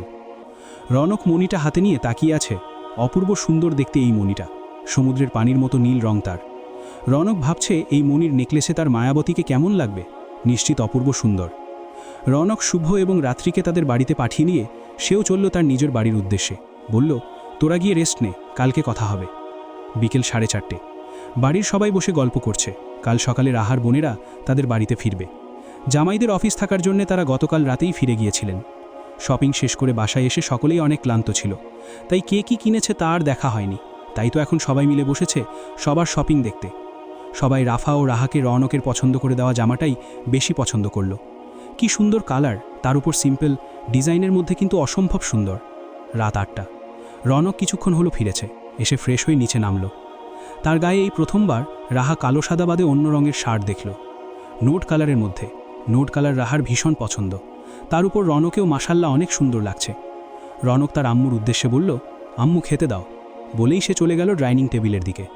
3 ঝা বসে গল্প করছিলেন, তাই তিনি বললেন, রাহামা, রৌনককে খাবার দিত একটু কষ্ট করে, আমার ভালো লাগছে না এখন উঠতে, সব রান্নাঘরেই আছে, শুধু টেবিলে দিয়ে দে। রাহার কি বলবো, শুধু বলল, দিচ্ছি বড় আম্মু। রাহা চলে গেল রান্নাঘরের উদ্দেশ্যে। খাবার সব বাড়াই ছিল, সে শুধু এনে রৌনকের সামনে রাখল। রৌনক একটিবারের জন্যও তার দিকে তাকালো না পর্যন্ত। রৌনক চুপচাপ খাচ্ছে। রাহা চলে যেতে নিলে রৌনক বলল, পানি দেন, গলায় খাবার বাজিয়ে খুন করার ধান্দায় আছেন নাকি? রৌনকের কথা শুনে রাহা কপাল কুঁচকে তাকিয়ে নিঃশব্দ গ্লাসে পানি ঢেলে দিল। আর কিছু লাগবে? আপনাকে, হঠাৎ বলল রৌনক। রৌনকের কথা শুনে রাহা হা করে তাকিয়ে আছে তার দিকে। সে আবারও জিজ্ঞেস করল, কি বললেন? মাছের তরকারিটা আমার প্লেটে দেন, এটাই বলেছি। রাহার কথা বাড়ালো না, কিন্তু মনে মনে বলল, আপনার মুখ থেকে ভালোবাসি না শোনা পর্যন্ত আমি বসে থাকব না প্রধানবাবু। ভালোবাসি তো প্রথমে আপনাকেই বলতে হবে। এইগুলো ভেবে মুচকি হেসল রাহা। রৌনক তাকিয়ে তার হাসি দেখল, কিন্তু কিছু বলল না। খাওয়া শেষ করে রৌনক এসে বসেছে সোফায়। সবাই গানের কলি খেলছে। হঠাৎ রাফা রৌনকের উদ্দেশ্যে বলে উঠল, ভাইয়া, একটা গান গাও না, তুমি তো অনেক ভালো গান করতে পারো, গিটার বাজাতেও পারো খুব ভালো। প্লিজ ভাইয়া, না করো না। শুধু রাফা নয়, তার সাথে যুক্ত হয়েছে রওশন, রাহার 2 বোন রিমা, রিভা। শুধু কিছু বলেনি রাহা। রৌনক বলল, আমি মাত্র খেয়েছি, এখন না, অন্য কোনো দিন। তখন পাশ থেকে রিমা বলল, ভাইয়া, কালকে তো আমরা চলে যাব, আবার কবে না কবে আসতে পারি, প্লিজ একটা গান গাও। রনক কিছুক্ষণ চুপ করেছিল, পরে রওশানের উদ্দেশ্যে বলল, যা তো আমার রুম থেকে আমার গিটারটা নিয়ে আয়। রওশান ও রনকের হুকুম পেয়ে এক লাফে চলে গেল তা পালন করতে। মিনিট দুয়ের মাঝেই রওশান গিটার নিয়ে হাজির। রনক গিটার বাজাতে বাজাতে গান ধরল। তু ইश्क है तो मैं बाहू में हूँ तो पनाहू में हूँ, काजल हूँ तो मैं निगाहों में हूँ, तू है तो मैं हूँ, कसमें वादे क्यों, तू है तो मैं हूँ, बस मैं तेरा हूँ, तू है तो मैं हूँ, सीने पे लिख लूँ, तू है तो मैं हूँ, तू है तो मैं हूँ। শেষ করল সে। গান শেষ হতেই সকলে হাততালি দিল। রাফা বলল, আরও একটা। রনক বলল, আজ আর নয়, অন্য কোনো দিন, বলেই উঠে চলে গেল। কিন্তু রনক কি আর জানে তার এই ছোট্ট করে গাওয়া গান যে কেউ তার মুঠোফোনে অডিও রেকর্ড করে রেখেছে? রাফা বলল, এয়ারপোর্টের ওইদিকে যে নতুন রেস্টুরেন্টটা হয়েছে, কেফে টাইপের, চল ওইটায় যাই। রওশান রাহার দিকে তাকিয়ে বলল, ঠিক আছে, চল যাওয়া যাক। রওশান গাড়ি বের করল, তারা দুইজনে উঠে পড়ল গাড়িতে। গাড়ি চলছে তার গতিতে। রাফা আর রাহা গল্প করছিল। তখনই রাফা বলল, আমাদের কি উচিত না রওশান রনক ভাইয়াকে জানানো, যাতে সেও তার কাজ শেষ করে আসতে পারে? রওশান বলল, ভাইয়ার বন্ধু আছে না, সাফওয়ান ভাইয়া, সে আজকে দেশে আসছে, ভাইয়া তাদেরকেই আনতে গিয়েছে এয়ারপোর্টে। সকালে দেখলাম ভাইয়া বড় বাবার সাথে কথা বলছিল, তাদের ভালো হোটেলে উঠিয়ে দিয়ে আসবে। তখন বড় বাবা বলেছেন তাদের যেন বাড়িতেই নিয়ে আসে। সাফওয়ানের নাম শুনে রাফার চোখ চকচক করে উঠল। সে বলল, সাফওয়ান ভাই একাই আসবে? না মানে তুই যে বলছিস তাদের, তাই জিজ্ঞেস করলাম। রওশান বলল, আরে না, ভাইয়ার ছোট বোনটাও আসবে। রওশানের কথা শুনে রাফা মুখ বাঁকিয়ে বলল, সে তো অনেক গায়ে পড়া টাইপের, আরেকবার এসেছিল না, শুধু রনক ভাইয়ার পিছনে পড়ে থাকবে, তাছাড়া আর কোনো কাজকর্ম নাই। রাফার মুখে এমন কথা শুনে রাহার মুখে যে হাসিটা ছিল সেটা মুছে যেতে দেখা গেল। সে কিছুটা চিন্তিত হলো, কিন্তু কিছু বলল না। রওশান মনে হয় পুরোটা খেয়াল করল তার লুকিং গ্লাসে। সে কিছুটা অবাক হলেও কিছু জিজ্ঞেস করল না। তারা পৌঁছে গেল কেফেটার মধ্যে। কি সুন্দর পরিবেশ, আর কি সুন্দর করে সাজানো। রাফার জিদ ধরাতে রওশান রনককে কল করল, জিজ্ঞেস করল তারা আসতে পারবে কিনা। রনক বলল সে সাফওয়ানদের সাথে করে নিয়ে আসছে, 1 ঘন্টার মতো লাগবে। রনক, সাফওয়ান এবং সাফওয়ানের বোন নীলা, তারা সবাই এসে পৌঁছালো। রনকরা ভিতরে আসে, তারপর রনক সবার সাথে সবাইকে পরিচয় করিয়ে দিল। নীলা একধানে রাহাকেই দেখছে। নীলা অতি সুন্দরী একজন মেয়ে, যেমন চেহারা তেমন রূপ, কিন্তু সে অহংকারী আর হিংসুটে টাইপ মানুষ। নীলা, সে ভাবছে রনক রাহার কি দেখে পছন্দ করল, কি আছে এই মেয়ের মধ্যে। নীলা আর রাফারা এবার সেম ক্লাসের। নীলাকে তেমন পছন্দ করে না রাফা, মেয়েটা কেমন জানি একটু বেশি ঢঙি টাইপের। পাপা কি পারি, বললে ভুল হবে না, বলেই কিছুটা জুড়েই হেসে দেয় রাফা। আর রাহার সাথে তো এর এই প্রথম দেখা। সাফওয়ান আজ খুব শান্ত, হয়তো ভালোবাসার মানুষটি সামনে, তাই ভালোবাসার মানুষটির হাসি যে জীবনের সব দুঃখ দূর করতে পারে। সবাইকে নিজেদের মধ্যে ব্যস্ত হতে দেখে রওশান বলল, এই সবাই চলো, খাবার অর্ডার দিয়ে আমরা কিছু পিকচার তুলি, ওই জায়গাটা অনেক সুন্দর লাগছে। সবাই তার সাথে সহমত পোষণ করে। ভিতরে গিয়ে টেবিলে বসলো সবাই, শুধু রাহা আর নীলা বাদে। তারা পিছনে পড়ে গিয়েছিল। 2টা সিট এখনও ফাঁকা, একটা রাফার পাশে, অপরটা রৌনকের পাশে। রৌনকের পাশে সিট খালি দেখে নীলা রাহাকে হালকা ধাক্কা দিয়ে সরিয়ে সে গিয়ে তাড়াতাড়ি বসে পড়ল রৌনকের পাশে। রাহার কিছুটা অবাক লাগলেও কিছু বলেনি। খাবার অর্ডার দিয়ে সবাই আবার বাহিরে চলে এসেছে। রাহা রাফার পিক তুলছে, তো রাফা রাহারটা। রওশানকে দিয়ে দুইজনের একসাথেও কয়েকটা তুলেছে। সাফওয়ান নীলার ছবি তুলে পাগল হয়ে যাচ্ছে, তাই সে রওশানকে ডেকে বলল, ভাই প্লিজ আমার এই বোনটাকে কয়েকটা ছবি তুলে দে, আমি পাগল হয়ে গেলাম, একজন মানুষ এত ছবি কিভাবে তুলতে পারে। রওশান ওর কথা শুনে হাসতে লাগলো আর বলল, তুমি ওইদিকে যাও, আমি দিচ্ছি। সাফওয়ান গিয়ে দেখতে পায় রৌনক পায়ের উপর পা তুলে ফোন দেখছে, আর রাফা রাহা ছবি তুলছে। সাফওয়ান গিয়ে রৌনককে বলল, ভাই প্লিজ ওর সাথে আমাকে একটা পিক তুলে দে, তোকেও আমি তুলে দিচ্ছি। সাফওয়ানের কথা রৌনকের কিছুটা যুক্তিসঙ্গত মনে হলো, বলল চল, কিন্তু আগে আমি তুলব। সাফওয়ান বলল, ঠিক আছে চল তো আগে। তারা দুজন গিয়ে তাদের দুজনের পিছনে দাঁড়ালো। রৌনক বলল, রাফা আমাকে আর সাফওয়ানকে কয়েকটা ছবি তুলে দে তো। দিচ্ছি ভাইয়া, রাফা বলল। তাদের কয়েকটা ছবি তোলার পর রৌনক রাফাকে চোখ দিয়ে ইশারা দিল, আর রাফাও বুঝে গেছে তার ভাই তাকে কি বোঝাতে চেয়েছেন। সে রাহার উদ্দেশ্যে বলল, রাহা তুইও দাঁড়া ভাইয়ার সাথে। সাফওয়ান ভাই আপনি নিন, ছবি তুলেন, বলেই সাফওয়ানের হাতে ফোনটা ধরিয়ে দিয়ে সেও দাঁড়ালো রৌনকের অন্য পাশে। 2-3টা ছবি একসাথে তোলার পর রাফা সরে গেল পিছন থেকে, রয়ে গেল শুধু রৌনক রাহা। সাফওয়ান ছবি তুলছে আর বলছে, আর একটু ক্লোজ হও, নয়তো ফ্রেমে আসছে না।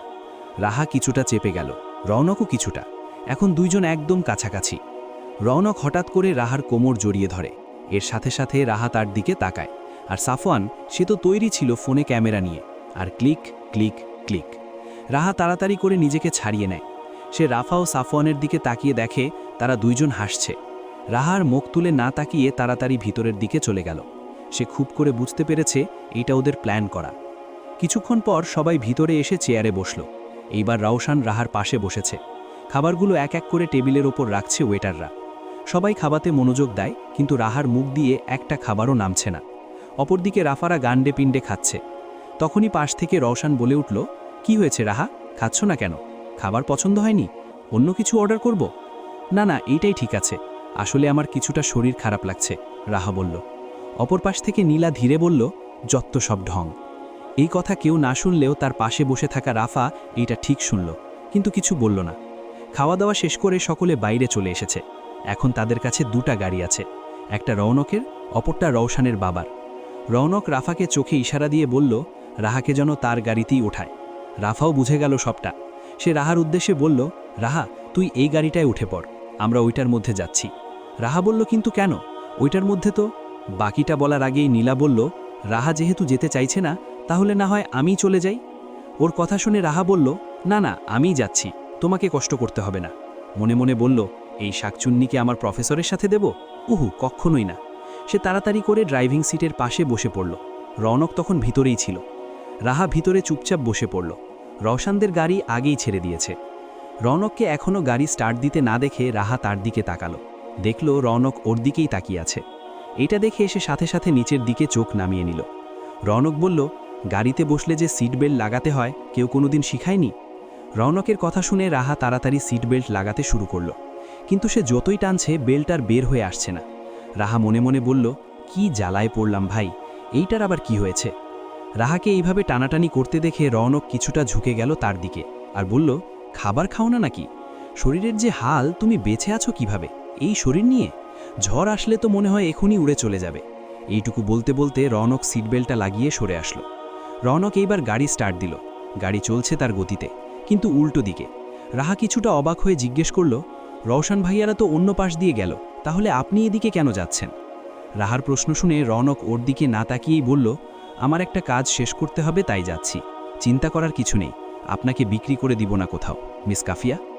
রৌনকের মুখে হঠাৎ আপনি শুনে কিছুটা থতমত খেয়ে গেল রাহা, কিন্তু কিছু না বলে চুপ রইল। সে জানে এই লোকটাকে যতই প্রশ্ন করুক না কেন, সোজা উত্তর একটারও দেবে না, সব উল্টাপাল্টা বলবে। তাই সে আরও চুপ রইল। অনেকক্ষণ কেটে গেল এইভাবেই। রাহা চুপ করে জানালার বাইরে তাকিয়ে আছে। রৌনক ওর গাড়ির ভয়েস কন্ট্রোলারকে বলল, হে সিরি, প্লে সিনেতে তেরে সার্কো লাগাকে সং। রৌনকের কথা শেষ হতেই গাড়ির বক্স থেকে আওয়াজ আসলো, ইয়োর সং ইজ রেডি। গান বাজতে শুরু করলো। গানের সাথে সাথে তাল মিলিয়ে রৌনকও শুরু করলো গান গাওয়া। তেরি উগলিও সে আসমান পে খিচু এক লম্বি লাকির, আদা তেরা আদা মেরা ইস জাহা মে হামদু আমির, कोई नज़र ना आए मेनू तू दुनिया तो बकरी हो गई, उठा तेनू थकदा जावा तू ही मेरी नौकरी हो गई। कोई नज़र ना आए मेनू तू दुनियाच तो बकरी हो गई, उठा तेनू थकदा जावा तू ही मेरी नौकरी हो गई। दूरी बा एक पल भी ना गवारा हो, चल घूमे दुनिया तेरे संग आवारा हो। सीने से तेरे सर को लगा के, सीने से तेरे सर को लगा के सुनता मेरा हूँ नाम अपना, हाँ नाम अपना। সে দক্ষ হাতে ড্রাইভিং করছে আর গান গাইছে। রাহা তাকে মুগ্ধ চোখে দেখছে। তার গানের গলা যে ভীষণ সুন্দর, সে চাইলেই তো একজন গায়ক হতে পারে। রাহা মনে মনে ভাবল। গাড়িটা এসে থামলো একটা জুয়েলার্সের সামনে।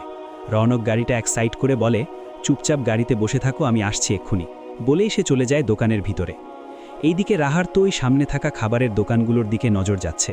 কি করবে সে এখন? যাবে, কিছু কি খেয়ে আসবে? কিন্তু ততক্ষণে যদি রৌনক চলে আসে, তাহলে নিশ্চয়ই তাকে বকবে। না করার পরও কেন সে গেল? তাই রাহা আর গেল না, বসে রইল চুপচাপ গাড়িতেই। রৌনক ভিতরে গিয়ে স্বর্ণকারের কাছ থেকে তার কাঙ্ক্ষিত জিনিসটা নিয়ে টাকা পেমেন্ট করে চলে আসে বাহিরে। এসে দেখতে পায় রাহা এক ধ্যানে ফুচকার দোকানের দিকে তাকিয়ে আছে, তাও গাড়ি থেকে মাথা অর্ধেক বের করে। সে যে কি চাইছে তা রৌনকের আর বুঝতে বাকি নেই, তাই তার ভ্রু জোড়া কুঁচকে গেল। রৌনকের আবার এইসব বাহিরের খাবার পছন্দ নয়, সে সবসময় হেলদি খাবারই খেয়ে থাকে। সে রাহার কাছে গিয়ে জিজ্ঞেস করল, কি হয়েছে, এইভাবে কি দেখছ? হঠাৎ করে কারো কথা শুনে রাহার ধ্যান ভাঙল। আচমকা রৌনককে এইভাবে তাকিয়ে থাকতে দেখে বলল, কিছু না, এমনি বসেছিলাম। তো আপনি ভিতরে কিসের জন্য গিয়েছিলেন? রৌনক বলল, তার জবাব আমি তোমাকে দিতে বাধ্য নই। কি খেতে চাও গিয়ে খেয়ে আসো, আমি গাড়িতেই আছি। রাহার হাতে 500 টাকার একটা নোট ধরিয়ে দিতে দিতে বলল। রাহা তো ভুলেই গেল রাহাকে রৌনক অপমান করেছে।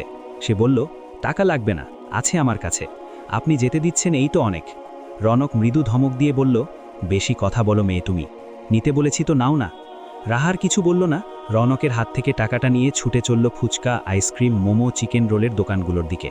রৌনক গাড়িতে বসে আছে আর তার নজর সামনে থাকা অপরূপা নারীর দিকে। একবারের জন্য সে পলক ফেলছে না, যদি পলক ফেললে সে হারিয়ে যায়। রৌনক সামনের দিকে তাকিয়ে কপালে হাত দিয়ে ভাবছে, রাহা কি আমাকে মেনে নেবে? সব কিছু জানার পর সে কি আমার সাথে থাকবে? কালো জগতে প্রবেশের আসল কারণটাই ছিল মণি, নীলমঞ্জুষার রত্নপাথর। এটা তো এখন আমার কাছেই, তাহলে কি আমি সব ছেড়ে দিব? ওর সাথে একটা সুন্দর সংসার গড়ে তুলব? কিন্তু এই সব করা তো এত সহজ নয়। যে একবার এই জগতে প্রবেশ করে সে মৃত্যুর আগ পর্যন্ত আর বের হতে পারে না। আমার তো হাজার হাজার শত্রু, যে কোনো সময় যে কোনো মানুষ আমাকে মেরে ফেলতে পারে, এর কোনো নিশ্চয়তা নেই। তাও কি সে আমাকে মেনে নেবে? আচ্ছা, আমি যদি সব ছেড়ে দিয়ে ওকে নিয়ে অন্য কোথাও চলে যাই, ওরা কি আমাদের খুঁজে পাবে? রৌনক কিছুটা জোরেই বলল, আমি তো এখন শুধু একটা জিনিসই চাই, আর তা হলো তার আর আমার একটা সুন্দর সংসার। ঠিক তখনই রাহা গাড়ির দরজা খুলল। রৌনক কিছুটা জোরেই বলল, আমি তো চাই শুধু তার আর আমার একটা সুন্দর সংসার। ঠিক তখনই রাহা গাড়ির দরজা খুলল। রৌনক এইসব ভাবতে ভাবতে কিছুটা অন্যমনস্ক হয়ে গিয়েছিল, তাই কখন যে রাহা তার কাছে চলে এসেছে সেই দিকে তার খেয়াল ছিল না। রৌনক ভাবল, রাহা কি কিছু শুনতে পেল? কিন্তু তার মুখ দেখে তো তা মনে হচ্ছে না। রাহা গাড়িতে বসল, তার হাতে phuchka, momo, chicken fry packet করা। রৌনক সেই দিকে তাকিয়ে বুঝতে পারে এগুলো বাড়ির সবার জন্য নিয়েছে, তাই সেইবার কিছু না বলে চুপ করে গাড়ি স্টার্ট দিল। রৌনকের গাড়ি গেল অনেকটা দূরে। একটা লোককে আমরা দেখতে পাই, কালো ড্রেস পরা, মুখে মাস্ক। সে বলছে, একজন মানুষরূপী ডেভিল, যে কিনা মানুষ মারতে সময় নেয় কয়েক সেকেন্ড, সে প্রেমে পড়েছে। ইন্টারেস্টিং। বাসার কাছাকাছি এসে গেছে প্রায় তারা। তখনই গাড়িতে কি যেন একটা সমস্যা দেখা দিল, সঙ্গে সঙ্গে থেমে গেল। এইদিকে আকাশের অবস্থাও ভালো না, দেখে মনে হচ্ছে বৃষ্টি হবে। রৌনক গাড়ি থেকে নামতে নামতে বলল, এখানেই বসো, আমি দেখে আসি কি হয়েছে। ইঞ্জিনের মধ্যে সমস্যাটা দেখা দিয়েছে। রৌনক রাহার উদ্দেশ্যে বলল, এখানেই থাকো, ওই যে সামনে ওয়ার্কশপ দেখা যাচ্ছে, গিয়ে দেখি কেউ আছে নাকি। রাত অনেক হয়েছে, প্রায় 12টা বাজতে চলল। রৌনক গিয়েছে 10 মিনিটের মতো হবে। রাহা একা একা বসে বসেই নিজের মোবাইলে আজকের ছবিগুলো দেখছে। এর মধ্যে আবার বাসায় জানিয়েছে তাদের একটু দেরি হবে, গাড়িতে সমস্যা দেখা দিয়েছে। রৌনক সাথে আছে জন্যে তার আম্মু আর বেশি কিছু বলল না। আরও মিনিট 10 পর রৌনক ফিরে এলো একটা লোককে সাথে করে নিয়ে। লোকটি গাড়িটা ঠিক করতে লাগলো। 20 মিনিট সময় লাগলো। এর মাঝেই আবার ঝুম বৃষ্টি শুরু হয়ে গেল। রৌনক ভিজে পুরো চুপচুপে হয়ে গেছে। লোকটাকে টাকা দিয়ে গাড়িতে এসে বসল। রাহার দিকে তাকিয়ে দেখে সে তার দিকেই উৎসুক দৃষ্টিতে তাকিয়ে আছে। রৌনক রাহাকে বলল, আপনার ওড়নার আঁচলটা দিন তো, মাথাটা মুছে নেই, নয়তো ঠান্ডা লেগে যাবে। রৌনকের বলা দেরি হলো, কিন্তু রাহার ওড়না এগিয়ে দেওয়া নয়। হয়তো সে এই আশাতেই ছিল। বাড়ির ভেতরে প্রবেশ করে গাড়িটা। রৌনক সোজা বাসার সামনে নিয়ে যায়, যেন রাহা না ভিজে বৃষ্টিতে। তাকে নামিয়ে দিয়ে বলল, কাল কিন্তু ভার্সিটি আছে, ফ্রেশ হয়ে ঘুমিয়ে পড়ো গিয়ে। সেও গাড়ি পার্কিং করতে চলে গেল। রাহা বাসায় ঢুকে খাবারগুলো ফ্রিজে রেখে দিয়েছে। রাত প্রায় 1টা, বাইরে ঝুম বৃষ্টি। বাসার বড়রা সবাই মনে হয় ঘুমিয়ে গেছে। রাহা নিজের ঘরে গিয়ে ড্রেস চেঞ্জ করে শুয়ে পড়ল বিছানায়। কাল ভার্সিটি আছে, তাই সে ঘুমানোর চেষ্টা করল। সকাল সকাল আজানের ধ্বনি শুনে রাহার ঘুমটা ভেঙে গেল। নামাজ আদায় করে সে রাফার রুমের দিকে পা বাড়ায়। তার ঘর থেকে বের হতেই সে রৌনকের সাথে ধাক্কা খেল। তার মুখ দিয়ে মৃদু আওয়াজ বেরিয়ে আসলো, আউচ। চোখ কোথায় নিয়ে হাঁটেন যে দেখতে পান না আপনার সামনে জলজ্যান্ত একজন মানুষ দাঁড়িয়ে আছে? রৌনক গম্ভীর মুখে বলে উঠল। আসলে মন সেই দিকে ছিল না, রাহা বলল। তো আপনার মন কোথায় থাকে? রৌনক বলল। না, আর কোনো উত্তর করল না রাহা। পাশ কাটিয়ে চলে গেল রাফার রুমের দিকে। রাফা, রাহা, রাউশান, রৌনক সবাই তৈরি হয়ে নিচে নামল। রৌনকের সাথে আছে সাফওয়ান। সকলে এসে দেখল নীলা খাবার টেবিলে খাবার সাজাচ্ছে। সবাই কিছুটা অবাক হলো। রাউশান জিজ্ঞেস করল, কি হলো নীলা, তুমি এইগুলো কেন করছো? মা, কাকিয়েরা কোথায়? নীলা বলল, তারা তো আছেই, আমিও তাদের সাথে উঠে হাতে হাতে একটু এগিয়ে দিচ্ছি, আসলে ঘুম পাচ্ছিল না তো। পাশ থেকে সাফওয়ান বলে উঠল, কিরে নীলা, আম্মুর সাথে তো তোকে কখনো কাজ করতে দেখিনি। রাফা আস্তে করে বলল, সব কাকিয়েদের পটানোর কৌশল, বলেই মুখ বাঁকালো। বাড়ির বড়রা, ছোটরা সবাই টেবিলে বসে আছে। বাড়ির কর্তীরা এবং তাদের সাথে নীলা সবাইকে খাবার বেড়ে দিচ্ছে। সবাইকে বললে ভুল হবে, নীলা শুধু রৌনক এবং তার পাশে বসে থাকা তার বাবা রায়েদ আহমেদকেই খাবার দিচ্ছে নিজ হাতে। সবাই লক্ষ্য করলেও কেউ অস্বাভাবিকভাবে নেয়নি বিষয়টা। শুধু রাফা আর রাহার বিষয়টাই ভালো লাগছে না। রাহা খুব ভালো করেই বুঝে গেছে নীলা যে শুধু রৌনককে নয়, তার পরিবারকেও হাত করার চেষ্টা করছে। নিশ্চুপ খাবার টেবিলে বসে হঠাৎ রৌনকের বাবা বলে উঠল, রৌনক তো নিজের পছন্দমতো প্রফেশন বেছে নিয়েছে। রওশান, তুই এইবার অফিসে বসতে পারিস।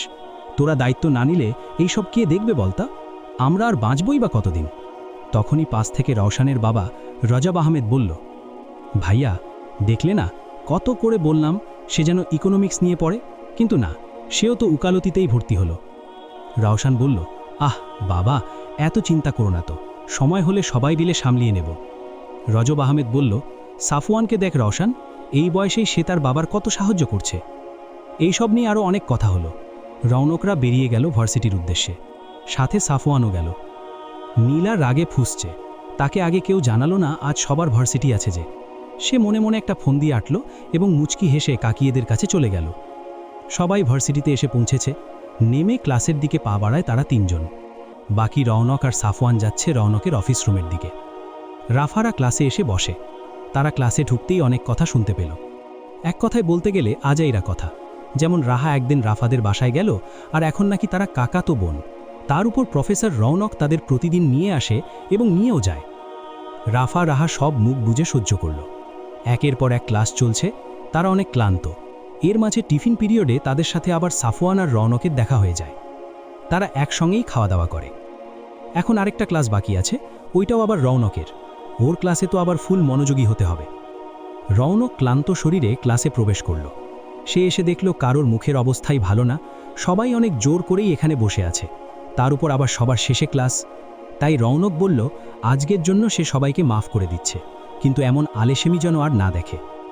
ভার্সিটি শেষ হলো, কিন্তু প্রফেসরদের একটা মিটিং থাকায় রৌনক সাফওয়ানকে বলল তাদের নিয়ে একটু ঘুরে আসতে এবং কিছু খাওয়া দাওয়া করতে। সবাই বাড়ি ফিরল, যে যার রুমের দিকে চলে যায়, কারণ সবাই অনেক ক্লান্ত। 3 দিন পর রাহার জন্মদিন, 15 সেপ্টেম্বর। এটা রাফাকে রৌনক জানালো। রৌনক অবশ্য আগে থেকেই সব জানে। কালকে তারা সবাই সাজেক ভ্যালি যাবে বলে ঠিক করল। ওইখানেই সবাই রাহাকে সারপ্রাইজ দিবে ভাবল। আর রৌনক তো আরও বড় কিছুর প্ল্যান করছে। ভার্সিটি থেকে সবাই ক্লান্ত হয়ে বাসায় ফিরলেও রৌনক আসেনি আজ তাদের সাথে। রওশানকে গাড়ি দিয়ে সে তার বাইক নিয়ে চলে গেল কোথায় জানি। রাত তখন প্রায় 10টা। রৌনক বাসায় ফিরল। সবাই মাত্র রাতের খাবার খেতে টেবিলে বসেছে। রাফা রাহাদের ভার্সিটি 10 দিনের বন্ধ দিয়েছে, তাই নিয়েই সবাই গল্প করছে। রৌনক কোনো কথা না বলে চুপ করে নিজের ঘরের দিকে পা বাড়ায়। ফ্রেশ হয়ে নিচে এসে দেখে প্রায় সবার খাওয়া প্রায় শেষ। ছোটরাই বসে আছে টেবিলে। সে তার বাবার কাছে গিয়ে বলল, বাবা, কালকে ট্রেনে আমি চাচ্ছিলাম সবাই সাজেক ভ্যালি একটা ট্যুর দিয়ে আসি, অনেকদিন পর বন্ধ পেলাম, কি বলো? রায়েদ আহমেদ বললেন, তো তোরা যাবি যা, তার মধ্যে আবার আমাদের কেন টানছিস? আমাদের অফিসে অনেক কাজ পড়ে আছে, তোরা বাচ্চা পার্টি না হয় ঘুরে আয়। আর সাফওয়ানরাও এসেছে, ওদেরকেও ঘুরিয়ে নিয়ে আয়, ভালো লাগবে তাদেরও। রৌনক সাই জানালো। সে খেতে বসতে গেলে খেয়াল করল রওশানদের খাওয়া প্রায় শেষ। রৌনক রওশানের উদ্দেশ্যে বলল, কাল 10টায় বেরোবো, শপিং মলে যাব, কার কি লাগবে নিয়ে নিস, বিকেল 4টে আমাদের ট্রেন। রওশান বলল, ঠিক আছে ভাইয়া। সবাই যে যার ঘরে চলে গেল ব্যাগ এবং দরকারি সব গোছাতে, এবং সবাই তাড়াতাড়ি শুয়েও পড়ল। কিন্তু কারোর চোখে ঘুম নেই, সবাই শুধু ভাবছে ওইখানে গিয়ে কি করবে। দেখতে দেখতে সকাল হয়ে গেছে। রাহা উঠে নামাজ শেষ করে রাফার রুমের দিকে পা বাড়ায়। তাকেও ডেকে তুলে ফ্রেশ করিয়ে 2 জন মিলে নিচে নেমে আসে। কেউ এখনও ওঠেনি, এমনকি নীলাও না। তাদের দেখে রাহার আম্মু বললেন, তোরা বস, তোদের চা দিচ্ছি। 2 বোন মাত্র চায়ের কাপে চুমুক দিয়েছে, এর মধ্যে সিঁড়ি বেয়ে নামছে রৌনক। কালো টি শার্ট, কালো ট্রাউজারে যেন তাকে রাজপুত্র লাগছে। রাহা কিছুক্ষণ ভ্যাবলার মতো তাকিয়েছিল। রাফার ডাকে তার জ্ঞান ফিরে আসে। চা তার প্রায় ঠান্ডা ততক্ষণে। রৌনকও এসে বসেছে তাদের অপর দিকের সোফায়। সে রাফার উদ্দেশ্যে বলল, যা তো সাফু ফন্দ ডেকে নিয়ে আয়, অনেক বেলা হলো, পরে তো লেট হয়ে যাবে। সবাই এখন নিচেই বসে বসে চা খাচ্ছে। মা কাকিয়েরা টেবিলে খাবার সাজিয়ে দিচ্ছে। রাফা রাহা গিয়ে কিছুটা সাহায্য করল। আজ রান্না হয়েছে রাহার প্রিয় খাবার, চিংড়ি মাছের বোনা। এই খাবার হলে তার আর কিছুই লাগে না, সাথে আরও অনেক পদ আছে। সবাই একসাথে বসে পড়ল খাওয়ার পর্ব শেষ করার জন্য। খাওয়া দাওয়া শেষ করতে করতে ঘড়িতে বেজে গেল 9টা। রৌনক সবার উদ্দেশ্যে বলল, তোরা 50 মিনিটের মধ্যে এখানে উপস্থিত থাকবি, নয়তো রেখেই চলে যাব। সবাই দৌড়াতে শুরু করলো। কারণ তৈরি হতে হবে। 9:30 বেজে গেল। সবার আগে উপস্থিত হলো রৌনক, তার কিছুক্ষণ পর রোশান এবং সাফওয়ান। রাহা আজ নীল রঙের একটা সিম্পল জামা পরেছে, সাথে নীল হিজাব। কিছুক্ষণ পর তাকেও দেখা গেল নিচে নামতে। রৌনক রাহাকে দেখে তাদের প্রথম সাক্ষাতের কথা মনে করল। মেয়েটা ঠিক এই নীল রঙের জামা পরেই তার গাড়ির সামনে চলে এসেছিল। রৌনক সেই সব মনে করে একটা মুচকি হাসি দিল। রাফা, নীলা সবাই এসে পৌঁছাতেই রৌনক সবাইকে বলল গাড়িতে উঠতে। আজ বড় গাড়ি নিয়ে যাবে তারা। রৌনকেরটাই সবাই আটবে না। গাড়িটা এসে থামল শপিং মলের সামনে। সবাই ভালো দেখে একটা দোকান গেল। মেয়েরা সবাই তাড়াহুড়ো করে কিছু গাউন কিনে নিল। পাহাড় টাইপ জায়গায় গাউন পরে ছবি সুন্দর হয়। সাথে কিছু টপস, জিন্স নিল, কারণ পাহাড়ের অনেকটাই উপরে উঠতে হবে। শপিং শেষ করে বাসায় ফিরতে ফিরতে সবার প্রায় দুপুর 12:30 বেজে গেল। সবাই এসে গোসল করে খাওয়া দাওয়া শেষ করে তৈরি হতে বসল। এর মাঝে আবার রৌনক তার অ্যাসিস্ট্যান্ট রায়হানকে কল করে সব ঠিকঠাক আছে কিনা জিজ্ঞেস করল। সেও উত্তর দিল সব তৈরি আছে, তারা যেন সাবধানে চলে আসে। বিকেল 3:30 মাঝে সবাই কমলাপুর রেলওয়ে স্টেশনে পৌঁছে গেল। তাদের ট্রেন 4টায় ছাড়বে। রৌনক ট্রেনের ফার্স্ট ক্লাস 2টা রুম নিয়েছে, একটা ছেলেদের জন্য, অন্যটা মেয়েদের। সবাই বসে আছে যার যার সিটে। ছেলেরা সবাই নিচে গেল কে কি খাবে তা কিনে আনার জন্য। প্রায় 3-4 ঘন্টার রাস্তা। ট্রেন ছাড়ল পুরো 4:01। ঝুকঝুক শব্দ করে ট্রেন চলেছে। রাহা জানালার পাশে বসে বাহিরের দিকটা দেখছে। রাফা সুন্দর দৃশ্যগুলো ভিডিও করছে। আর নীলা, সে তো নিজের ফোন নিয়েই ব্যস্ত, কি করছে কে জানে। দেখতে দেখতে ঘড়িতে বেজে গেল সন্ধ্যা 7টা, আর আধ ঘন্টার মধ্যেই তারা পৌঁছে যাবে। রোশান এসে বলল সব গুছিয়ে নিতে, তাদের কিছুক্ষণের মধ্যেই নামতে হবে।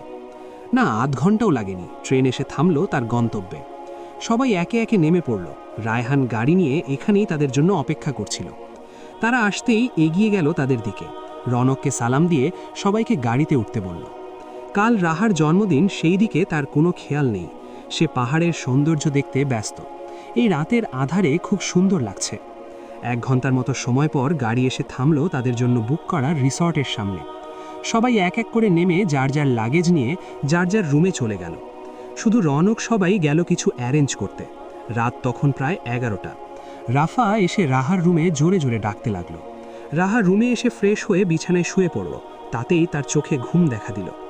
সে দরজা খুলে দিতে রাফা ওর হাতে একটা মেরুন রঙের শাড়ি, তার সাথে ম্যাচিং করা জুয়েলারি দিয়ে বলল 30 মিনিটের মধ্যে তৈরি হয়ে বাইরে আয়, আমরা সবাই অপেক্ষা করছি। রাফা নিজেও কালো রঙের একটা শাড়ি পরেছে। রাহা ঘুম ঘুম চোখে জিজ্ঞাসা করল, এখন এত রাতে এসব কেন? রাফা ধমক দিয়ে বলল, তাড়াতাড়ি তৈরি হয়ে আয় বলছি, তুই বেশি কথা বলিস, দেখিস না আমিও পড়েছি। রাহা মুখ ছোট করে বলল, আসছি, তুই যা। 11:50। রাহা এসে দাঁড়ালো বাহিরে। না, কেউ নেই। এখানে সবাই কোথায় গেল? ওকে রেখেই চলে গেল নাকি? তখনই রায়হান এসে বলল, ম্যাম আপনি তৈরি? চলেন, সবাই আপনার জন্য অপেক্ষা করছে ওইদিকে। রাহা রায়হানের পিছন পিছন হাঁটছে আর ভাবছে কি হয়েছে সবার, এই রাতে পাহাড়ে দেখবেটা কি। রাহাকে আসতে দেখে রাফা ওর কাছে গিয়ে রাহার হাতে একগুচ্ছ লাল গোলাপ দিয়ে বলল, ওইখানটায় গিয়ে দাঁড়া। রাহা কোনো কথা বলছে না, হয়তো কি হচ্ছে সব বোঝার চেষ্টা করছে। রোশান আর নীলা জানে রাহার জন্মদিন উপলক্ষে এসব করা, কিন্তু রাফা, সাফওয়ান শুধু জানে রৌনকের মনে কি আছে, আজ সে কি করতে চলেছে। 12টা বাজতে 1 মিনিট বাকি। রৌনক এসে রাহার সামনে দাঁড়ালো, তার হাতে একগুচ্ছ সাদা রঙের গোলাপ। সে সোজা রাহার সামনে বসে পড়ল। তা দেখে রোশান ও নীলা বেশ অবাক হয়ে তাকিয়ে রইল। রৌনক রাফাকে চোখ দিয়ে ইশারা করল যাতে চোখের বাঁধন খুলে দেয়। চোখ থেকে কাপড়টা সরতেই রাহা আস্তে আস্তে চোখ খুলল। সে তার সামনে বসে থাকা রৌনককে দেখে অবাক হওয়ার আগেই রৌনক তাকে বলল, হ্যাপি বার্থডে আমার প্রেয়সী, আমার জীবনের এক টুকরো চাঁদের আলো, আমার ভালোবাসা, আমার সুখ। আপনি কি আমাকে অর্ধাঙ্গী হবেন? আমি কি আপনার অর্ধাঙ্গী এবং আপনি কি আমার অর্ধাঙ্গী হবেন? রাফা ও সাফওয়ানের চোখে খুশি দেখা গেল। রাহা তো পুরো অবাক হয়ে আছে রৌনকের এহেন কাণ্ডে। রোশান ও নীলা কিছু বলার ভাষা খুঁজে পাচ্ছিল না, তাই তাদের মুখটাও আপাতত বন্ধ। শুধু অবাক হয়ে তাকিয়ে রইল তারা। রাহা সাহস করে রৌনকের হাত থেকে সাদা গোলাপগুলো নিয়ে তার হাতে থাকা লাল গোলাপগুলোর সাথে হাতে নিয়ে খুশি মুখে বলতে লাগলো, হ্যাঁ আমি সম্পূর্ণ কথা শেষ করার আগেই ঠাস রাহা চিৎকার করে উঠল। আহ! সে ঢলে পড়ল রৌনকের হাতে। রৌনকের হাতে পানির মতো তরল কিছু অনুভব করল।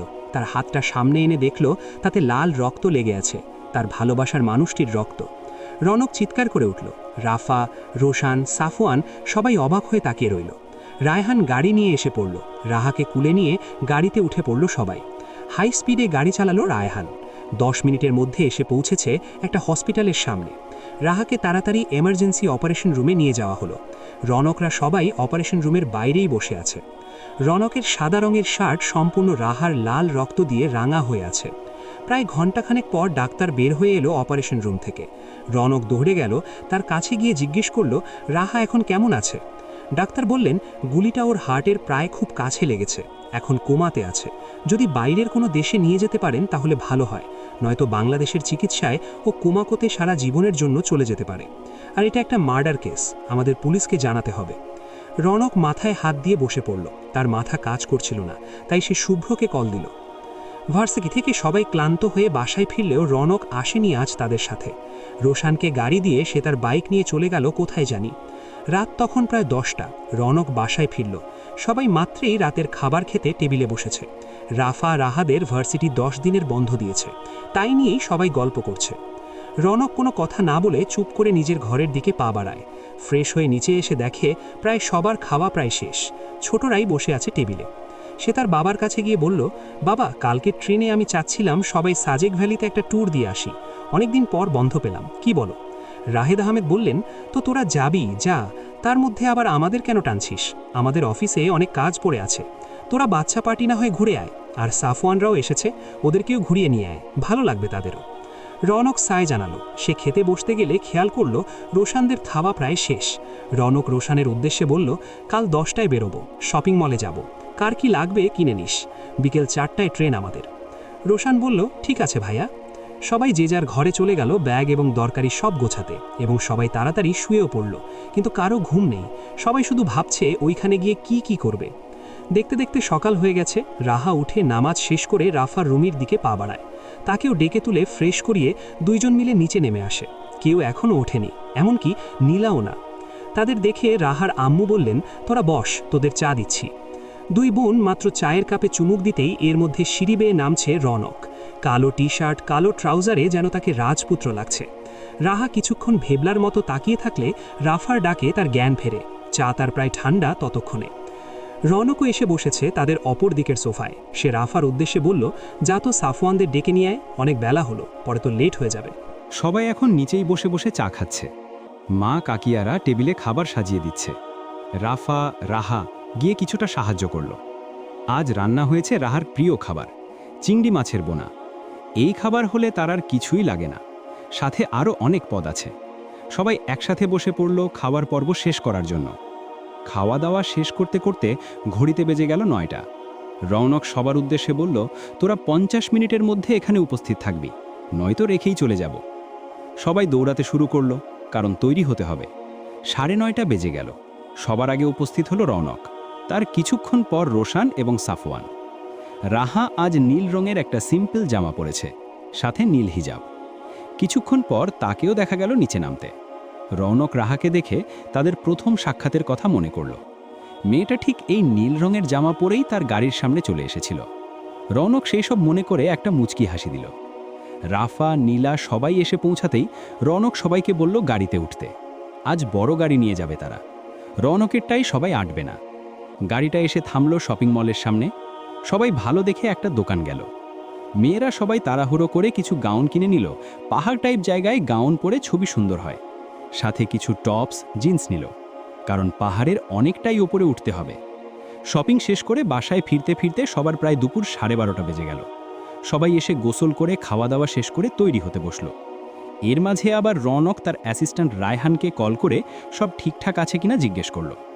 সেও উত্তর দিল সব তৈরি আছে, তারা যেন সাবধানে চলে আসে। বিকেল 3:30 মাঝে সবাই কমলাপুর রেলওয়ে স্টেশনে পৌঁছে গেল। তাদের ট্রেন 4টায় ছাড়বে। রৌনক ট্রেনের ফার্স্ট ক্লাস 2টা রুম নিয়েছে, একটা ছেলেদের জন্য, অন্যটা মেয়েদের। সবাই বসে আছে যার যার ছিটে। ছেলেরা সবাই নিচে গেল কে কি খাবে তা কিনে আনার জন্য। প্রায় 3-4 ঘন্টার রাস্তা। ট্রেন ছাড়ল পুরো 4টায় 1 মিনিটে। ঝোকঝোক শব্দ করে ট্রেন চলেছে। রাহা জানালার পাশে বসে বাহিরের দিকটা দেখছে। রাফা সুন্দর দৃশ্যগুলো ভিডিও করছে। আর নীলা, সে তো নিজের ফোন নিয়ে ব্যস্ত, কি করছে কে জানে। দেখতে দেখতে ঘড়িতে বেজে গেল সন্ধে 7টা। আর আধ ঘন্টার মধ্যেই তারা পৌঁছে যাবে। রওশান এসে বলল সব গুছিয়ে নিতে, তাদের কিছুক্ষণের মধ্যেই নামতে হবে। না, আধ ঘন্টাও লাগেনি। ট্রেন এসে থামল তার গন্তব্যে। সবাই একে একে নেমে পড়ল। রায়হান গাড়ি নিয়ে এখানেই তাদের জন্য অপেক্ষা করছিল। তারা আসতেই এগিয়ে গেল তাদের দিকে। রৌনককে সালাম দিয়ে সবাইকে গাড়িতে উঠতে বলল। কাল রাহার জন্মদিন, সেই দিকে তার কোনো খেয়াল নেই। সে পাহাড়ের সৌন্দর্য দেখতে ব্যস্ত। এই রাতের আধারে খুব সুন্দর লাগছে।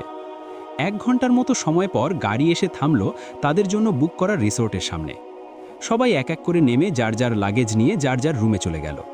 শুধু রৌনকরা সবাই গেল কিছু অ্যারেঞ্জ করতে। রাত তখন প্রায় 11টা। রাফা এসে রাহার রুমে জোরে জোরে ডাকতে লাগল। রাহা রুমে এসে ফ্রেশ হয়ে বিছানায় শুয়ে পড়ল। তাতেই তার চোখে ঘুম দেখা দিল। সে দরজা খুলে দিতেই রাফা ওর হাতে একটা মেরুন রঙের শাড়ি, তার সাথে ম্যাচিং করা জুয়েলারি দিয়ে বলল, 30 মিনিটের মধ্যে তৈরি হয়ে বাইরে আয়, আমরা সবাই অপেক্ষা করছি। রাফা নিজেও কালো রঙের একটা শাড়ি পরেছে। রাহা ঘুম ঘুম চোখে জিজ্ঞাসা করল, এখন এত রাতে এসব কেন?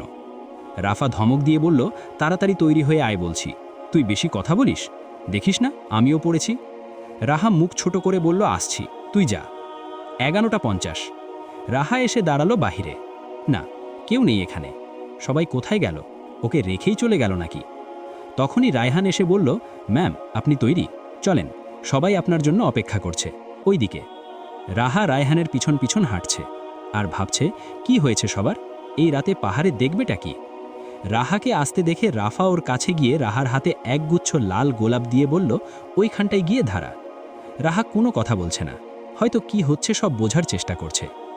রওশান আর নীলা জানে রাহার জন্মদিন উপলক্ষে এইসব করা, কিন্তু রাফা আর সাফওয়ান শুধু জানে রৌনকের মনে কি আছে, আজ সে কি করতে চলেছে। 12টা বাজতে 1 মিনিট বাকি রাফা এসে রাহার চোখটা বেঁধে দিল। ঘড়িতে 12টা বাজতেই রৌনক এসে দাঁড়ালো রাহার সামনে। তার হাতে একগুচ্ছ সাদা রঙের গোলাপ। সে সোজা রাহার সামনে বসে পড়ল। তা দেখে রওশান ও নীলা বেশ অবাক হয়ে তাকিয়ে রইল। রৌনক রাফাকে চোখ দিয়ে ইশারা করল যাতে চোখের বাঁধন খুলে দেয়। চোখ থেকে কাপড়টা সরতেই আস্তে আস্তে চোখ খুলল রাহা। সে তার সামনে বসে থাকা রৌনককে দেখে অবাক হওয়ার আগেই রৌনক তাকে বলল, হ্যাপি বার্থডে আমার প্রেয়সী, আমার জীবনের এক টুকরো চাঁদের আলো, আমার ভালোবাসা, আমার সুখ। আপনি কি আমাকে বিয়ে করবেন? আমি কি আপনার অর্ধাঙ্গী এবং আপনি কি আমার অর্ধাঙ্গী হবেন? রাফা ও সাফওয়ানের চোখে খুশি দেখা গেল। রাহা তো পুরো অবাক হয়ে আছে রৌনকের এহেন কাণ্ডে।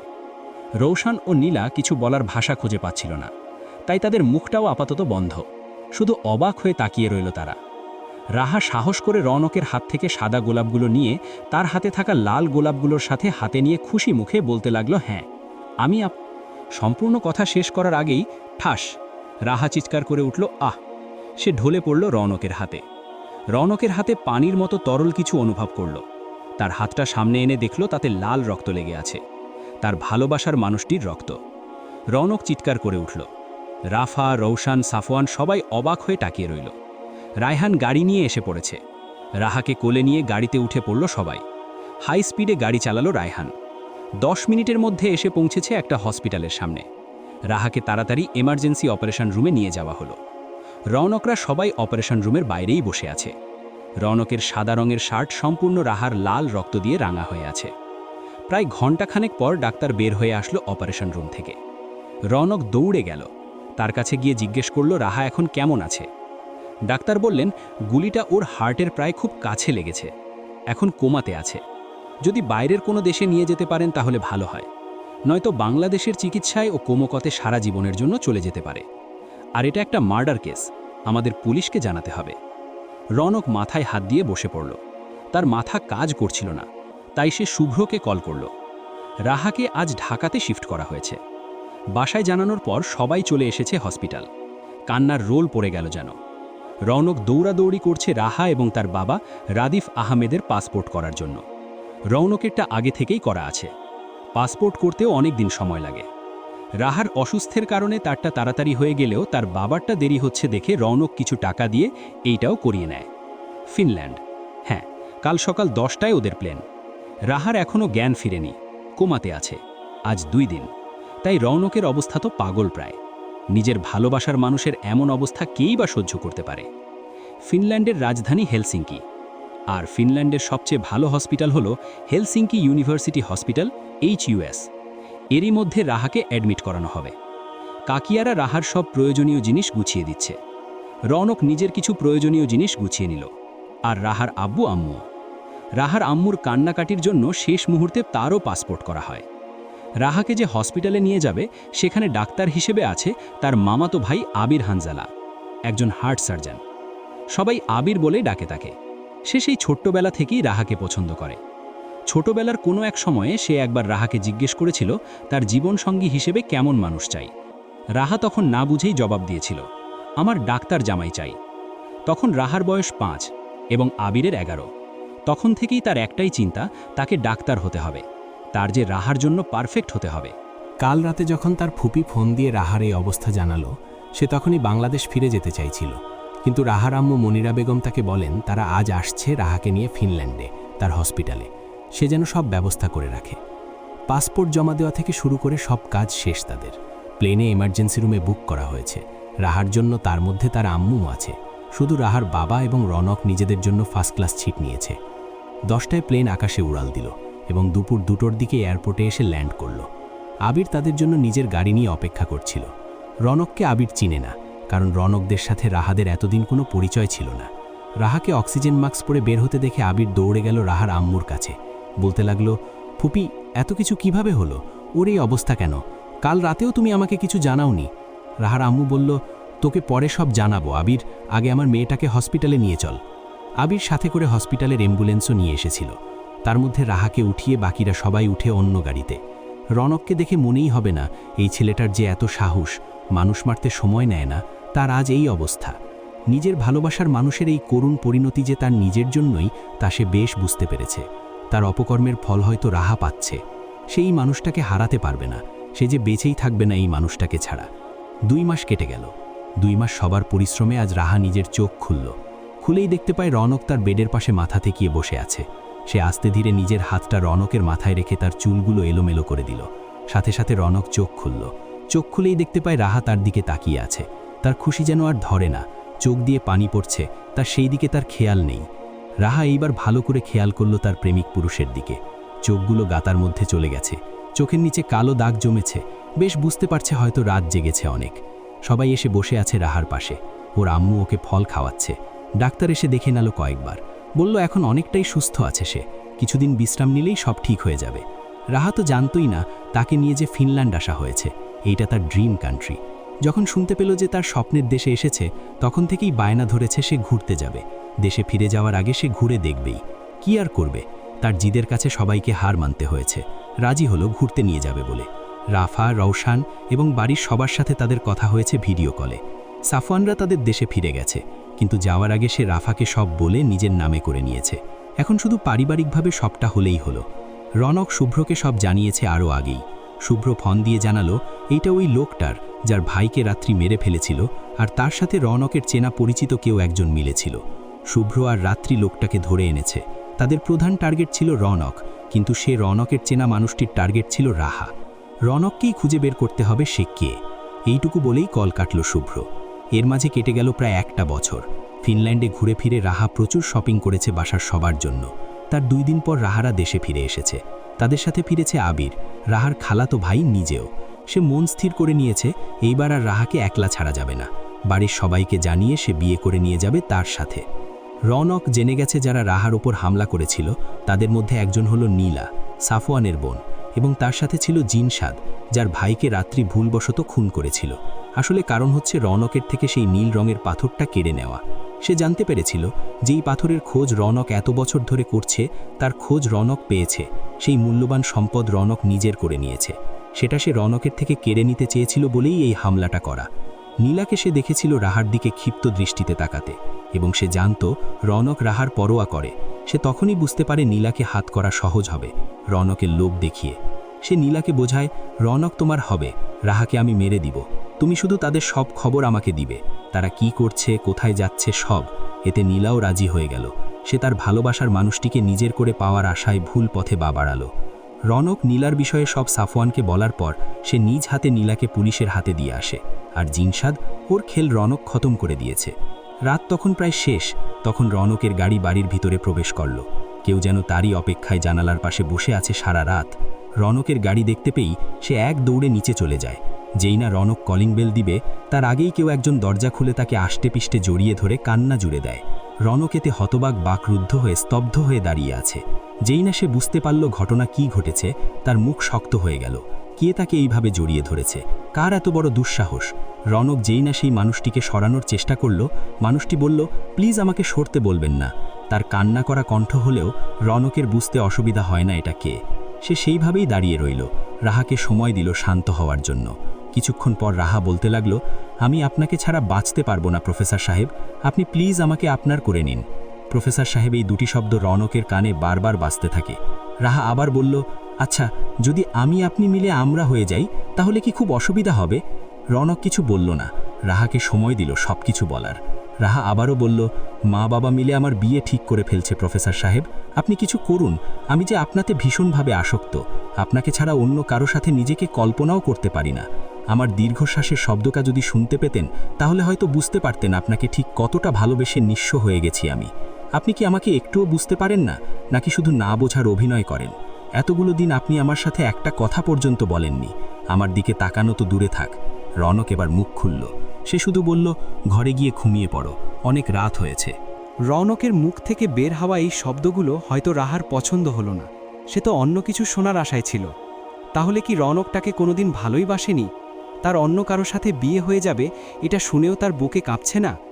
রাহা ছলছল চোখ নিয়ে রৌনকের দিকে তাকিয়ে সে তার থেকে দূরে সরে দাঁড়ালো। রাহা কান্না ভেজা কণ্ঠে বলল, আমি জানি না আপনি এমন কেন করছেন, কিন্তু শুনে রাখুন, যদি এই কাফিয়া আঞ্জুমান রাহাকে রৌনক বেগিত অন্য কারো জন্য বউ সাজতে হয় তাহলে সেই বিয়েবাড়ি শোক বাড়িতে পরিণত হবে, মনে রাখবেন। এইটুকু বলেই সে এক দৌড়ে চলে গেল তার রুমের দিকে।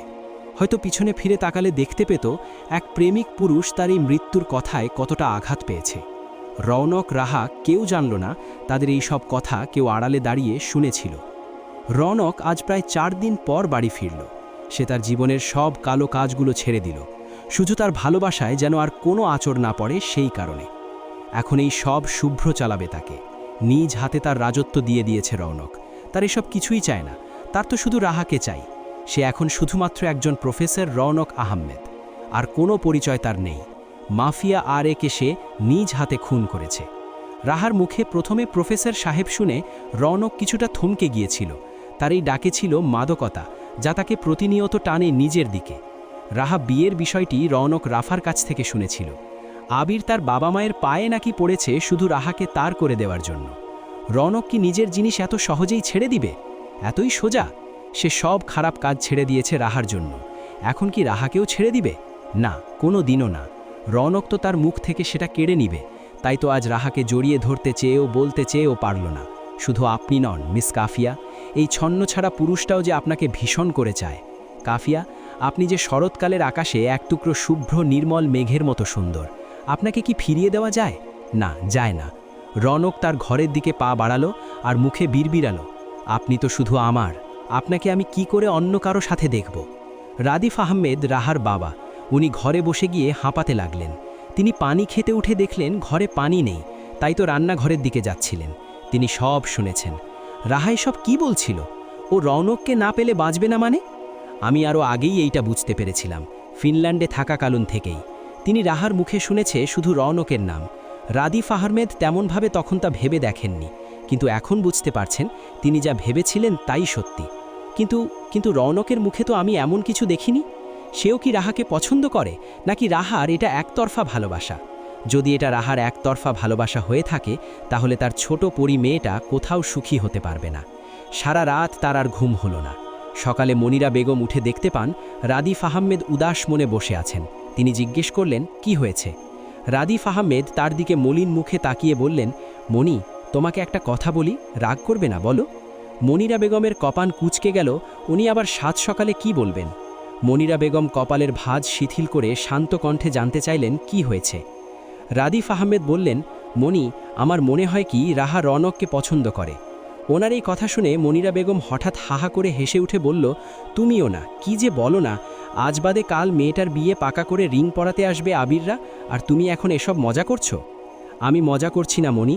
তারপর রাদিফ আহমেদ মনিরা বেগমকে সব খুলে বললেন, সেই ফিনল্যান্ড থেকে কাল রাতে ঘটে যাওয়া সব।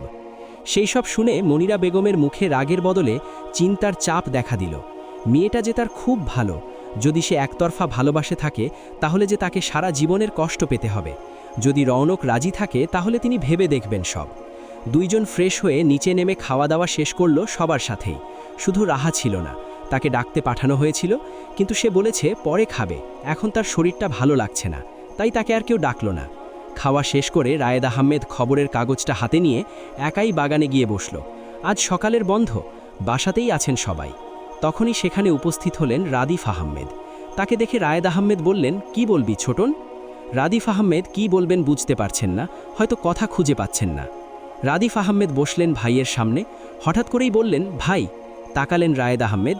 রাদিফ আহমেদ আবারও বলতে লাগলেন, ভাই, একটা জিনিস ভিক্ষে চাইলে দেবেন আমাকে? রায়েদ আহমেদ কপাল কুঁচকে তার দিকে তাকিয়ে আছে। হঠাৎ বললেন, কি বলতে চাইছিস তুই, ভালো করে বল, এসব কি ধরনের কথা? ভাই, আমি আপনার কাছে আমার মেয়ের জীবনটা ভিক্ষে চাই, কেননা সেই জীবনে বাসা বেঁধে আছে রৌনক।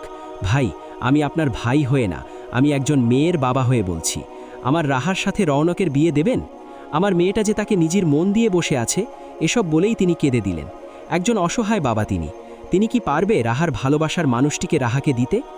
রায়েদ আহমেদ এতক্ষণে সব বুঝলেন। তিনি বললেন, রাহা তোকে বলেছে? রাদিফ আহমেদ বললেন, না ভাইজান, এবং কালকের রাত থেকে শুরু করে সেই ফিনল্যান্ড পর্যন্ত সব তিনি তার বড় ভাইকে খুলে বললেন। রায়েদ আহমেদ বলল, রাহা যে রৌনককে পছন্দ করে এটা তোর কথা মতো বুঝতে পারলাম, সত্যি। এবার দেখতে হবে, আমার ছেলের হাবভাব দেখতে হবে। রাহা আমারও মেয়ে, তার চিন্তা আমিও করব। তাই দুই ভাই মিলে কিছু একটা প্ল্যান করলেন, কিভাবে রৌনকের মুখ থেকে কথা বের করবেন। শত চিন্তা করার পরেও তিন ভাই মাথা থেকে কিছু বের করতে পারলেন না। তাই রায়েদ আহমেদ ঠিক করলেন তিনি সোজা রৌনককে জিজ্ঞেস করবেন সে কি চায়। দুপুরে খাওয়ার পর সবাই সোফায় বসে আছে। রাফা রাহার মন খারাপ দেখে রাহাকে নিয়ে বের হয়েছে, কোথাও ঘুরতে যাবে বলে। রৌনক বসে আছে বাবা ও চাচাদের সাথে। সে নিজের মতো করে নিজের ফোন দেখছে। তিন ভাই একজন আরেকজনকে খোঁচাচ্ছেন কে বলবে সেই গুরুত্বপূর্ণ কথা। রৌনক যেই না উঠতে নিল তখনই রায়েদ আহমেদ তাকে থামিয়ে দিয়ে বসতে বললেন। রৌনক তার দিকে তাকিয়ে বলল, কিছু বলবেন আব্বু? রায়েদ আহমেদ বললেন, হ্যাঁ, তোমার সাথে গুরুত্বপূর্ণ কথা আছে, বসো। রৌনক দ্বিমত করল না, বসে গেল সেখানে। রায়েদ আহমেদ বললেন, শুন রৌনক, তোমার বিয়ের বয়স হয়েছে, এবার তোমার বিয়ে করে নেওয়া উচিত। রাফারও বিয়ে ঠিক হয়ে গেছে, তোমারই একমাত্র বন্ধুর সাথে, তো তোমার কি এবার বিয়ে করে নেওয়া উচিত নয়? দুদিন পর রাহাকে দেখতে আসবে সেটা ঠিক থাকলেও আজকে বিকেলেই তারা আসবে, এবং সব ঠিক হয়ে গেলে আজকেই আকদ পূর্ণ করব আমরা। রৌশান দেশের বাহিরে আছে, সে জানিয়েছে আরও কয়েক বছর পর বিয়ে করবে। কিন্তু তুমি, তোমার কাউকে পছন্দ থাকলে আমাদের এক্ষুনি বলো, আমরা গিয়ে তার বাবা মায়ের সঙ্গে কথা বলে দেখব। আর আমাদের চিন্তা, তোমাদের তিন ভাই বোনের বিয়ে একদিনেই দেব।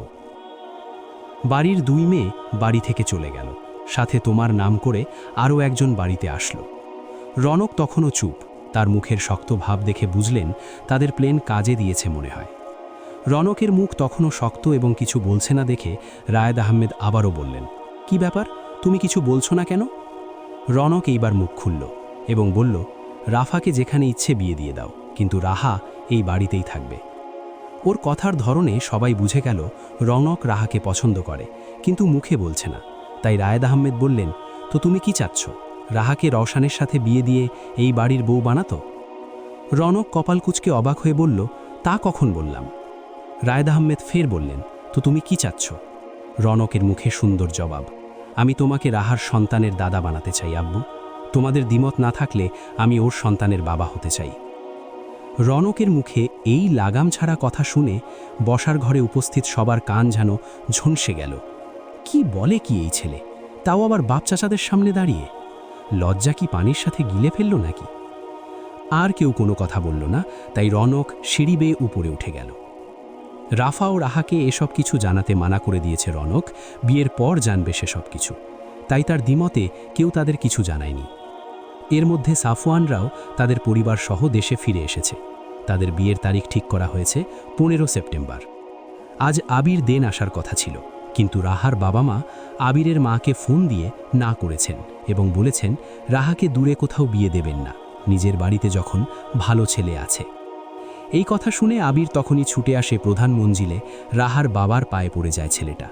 ভীষণ রকমের পছন্দ করে কিনা, কিন্তু সে কারোরই মন গলাতে পারেনি।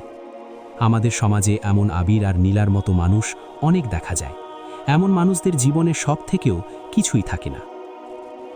আজ রাহাকেও জানানো হলো তার বিয়ে 15 তারিখ এবং গায়ে হলুদ 14 তারিখ। এ কথা শুনেই যেন রাহার মুখে আধার নেমে আসলো। সে যে শুধু তার প্রফেসর সাহেবকেই চায়। বাবার সাথে কথা বলবে না, আগে রনকের সাথে কথা বলতে হবে। কিন্তু তখনই রাফা এসে তাকে জানালো রনক নাকি অফিসের জরুরি কাজে রাঙামাটি গিয়েছেন, ফিরবে সেই 15 তারিখ, নয়তো আরও দেরি হবে। রাহার মাথায় যেন আকাশ ভেঙে পড়ল। না, এইবার বাবাই একমাত্র ভরসা। রাত তখন 10টা। রাহা গেল তার বাবা মায়ের রুমের সামনে। অনেকক্ষণ পায়চারা করে যখন বুঝতে পেরেছে তারা ঘুমননি, তখন সে আস্তে করে তাদের ডাকলেন, আব্বু, ঘুমিয়ে পড়েছ? রাহার গলা শুনে রাদিফ আহমেদ বললেন, না মা, এসো। ভিতরে গিয়ে দেখল তার মা ঘুমিয়ে পড়েছে। রাহা বলল, তোমার সাথে কিছু কথা ছিল। রাদিফ আহমেদ হয়তো বুঝতে পেরেছে তার মেয়ে এত রাতে তার সাথে কি বলতে এসেছে।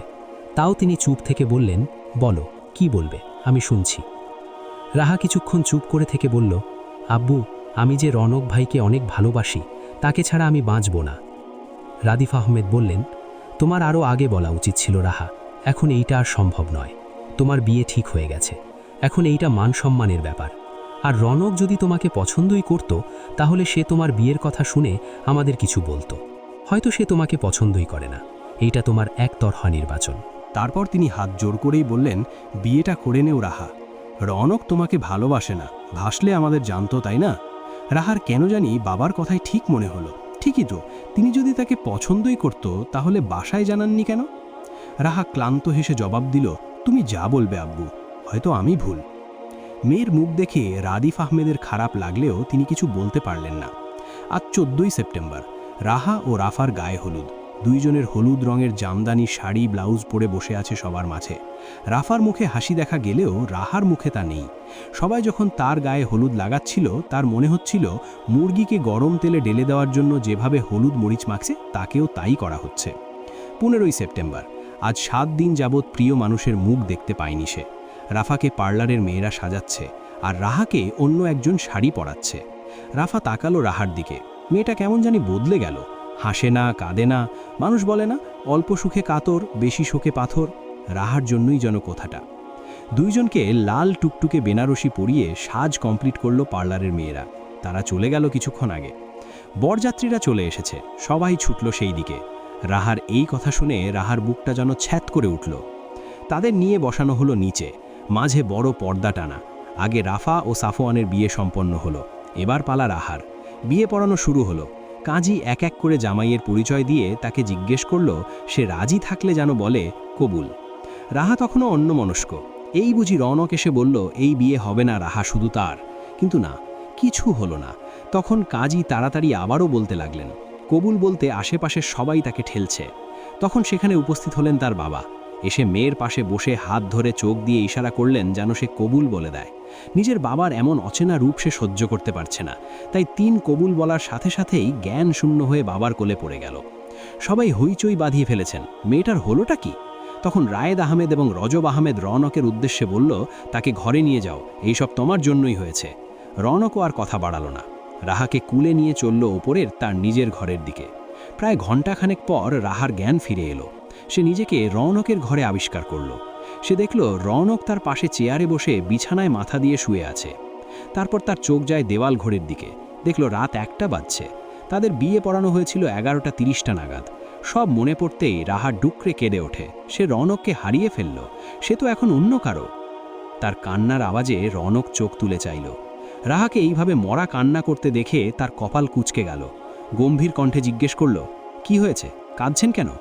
রাহা কাঁদতে কাঁদতে বলল, কাঁদবো না, আপনি আমার সব কেড়ে নিয়ে অন্য কারো মুখে ছুঁড়ে ফেলেছেন। আজ আমি অন্য কারো বিয়ে করা বউ।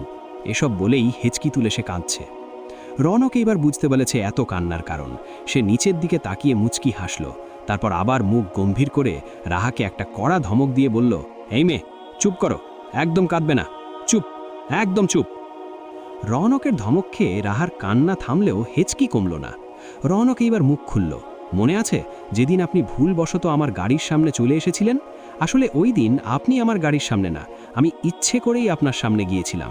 নীল জামা, নীল হিজাবে আপনাকে কোনো নীল রত্ন পাথরের মতোই লাগছিল। এত স্নিগ্ধ লাগছিল বলার বাইরে। এখন এমনি এমনি তো আর কারো সাথে কথা বলা যায় না, তাই ঠিক করলাম ঝগড়া করি। যেই ভাবা যেই কাজ, নিয়ে গেলাম গাড়ি আপনার সামনে। আপনিও ভদ্রঘরের মেয়ের মতো বারবার সরি বলতে লাগলেন। আপনি একটি বারের জন্যও আমার দিকে তাকাননি, মাটির দিকেই তাকিয়েছিলেন সর্বক্ষণ। সেদিনই আপনাকে দেখে আমার প্রথম ভালো লাগা এবং তা থেকে এখন ভালোবাসা। ভীষণ ভালোবাসি আপনাকে মিস কাফিয়া। আপনি কি আপনার হাত সারা জীবনের জন্য আমায় দেবেন? আপনি কি আমায় আমৃত্যু ভালোবাসবেন? রাহা আরও জোরে কান্না করে দিল। দুঃখ, কষ্টে আর খুশিতে তার এই কান্না। সে কান্না করতে করতে বলল, আমার তো বিয়ে হয়ে গেছে, আপনি আগে কেন এইসব বললেন না আমায়? এখন তো আমি অন্য কারো। রনক বলল, বোকা মেয়ে, কে বলেছে আপনি অন্য কারো? আপনি এই জনমে এবং পরবর্তীতে হাজার জনমেও এই মেহমেদ রনকের অর্ধাঙ্গিনী হবেন। আপনাকে আমার বাম পাজরের হাড় দিয়ে তৈরি করা হয়েছে বলেই তো আপনি আজ আমার অর্ধাঙ্গিনী রূপে পেয়েছি। সে রাহার হাতে কিছু দলিলপত্র এবং একটি গহনার বক্স দিল। রাহা তখনও হতবাক হয়ে তাকিয়ে রইল রওনকের মুখের দিকে। উনি এইমাত্র কি বলল? আমার আবির ভাইয়ের সাথে বিয়ে হয়নি?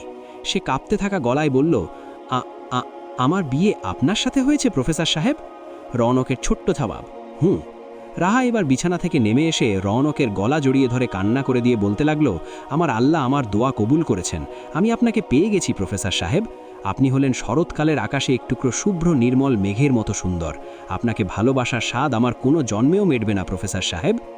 রনক বলল, প্রিয় মানুষ, কোন মায়া, কোন সুরে বেঁধেছ আমাকে? ছেড়ে যাবে তো না কখনো এই ছন্ন ছাড়া আবিটাকে? রাহার জবাব, মৃত্যুর আগ পর্যন্ত না প্রফেসর। রনক তার হাতে গহনার বক্স দিয়ে বলল, খুলো এইটা। রাহা খুলে দেখে অপূর্ব সুন্দর একটা হীরার হাড়। রনক সেটা তাকে সুন্দর পরিয়ে দিতে দিতে বলল, এইটা এবং গোটা আমিটাই তোমার দেনমোহর। এইভাবেই রাত আরও গভীর হলো। এমন দুটি মানুষের ভালোবাসাও আরও গভীর হলো।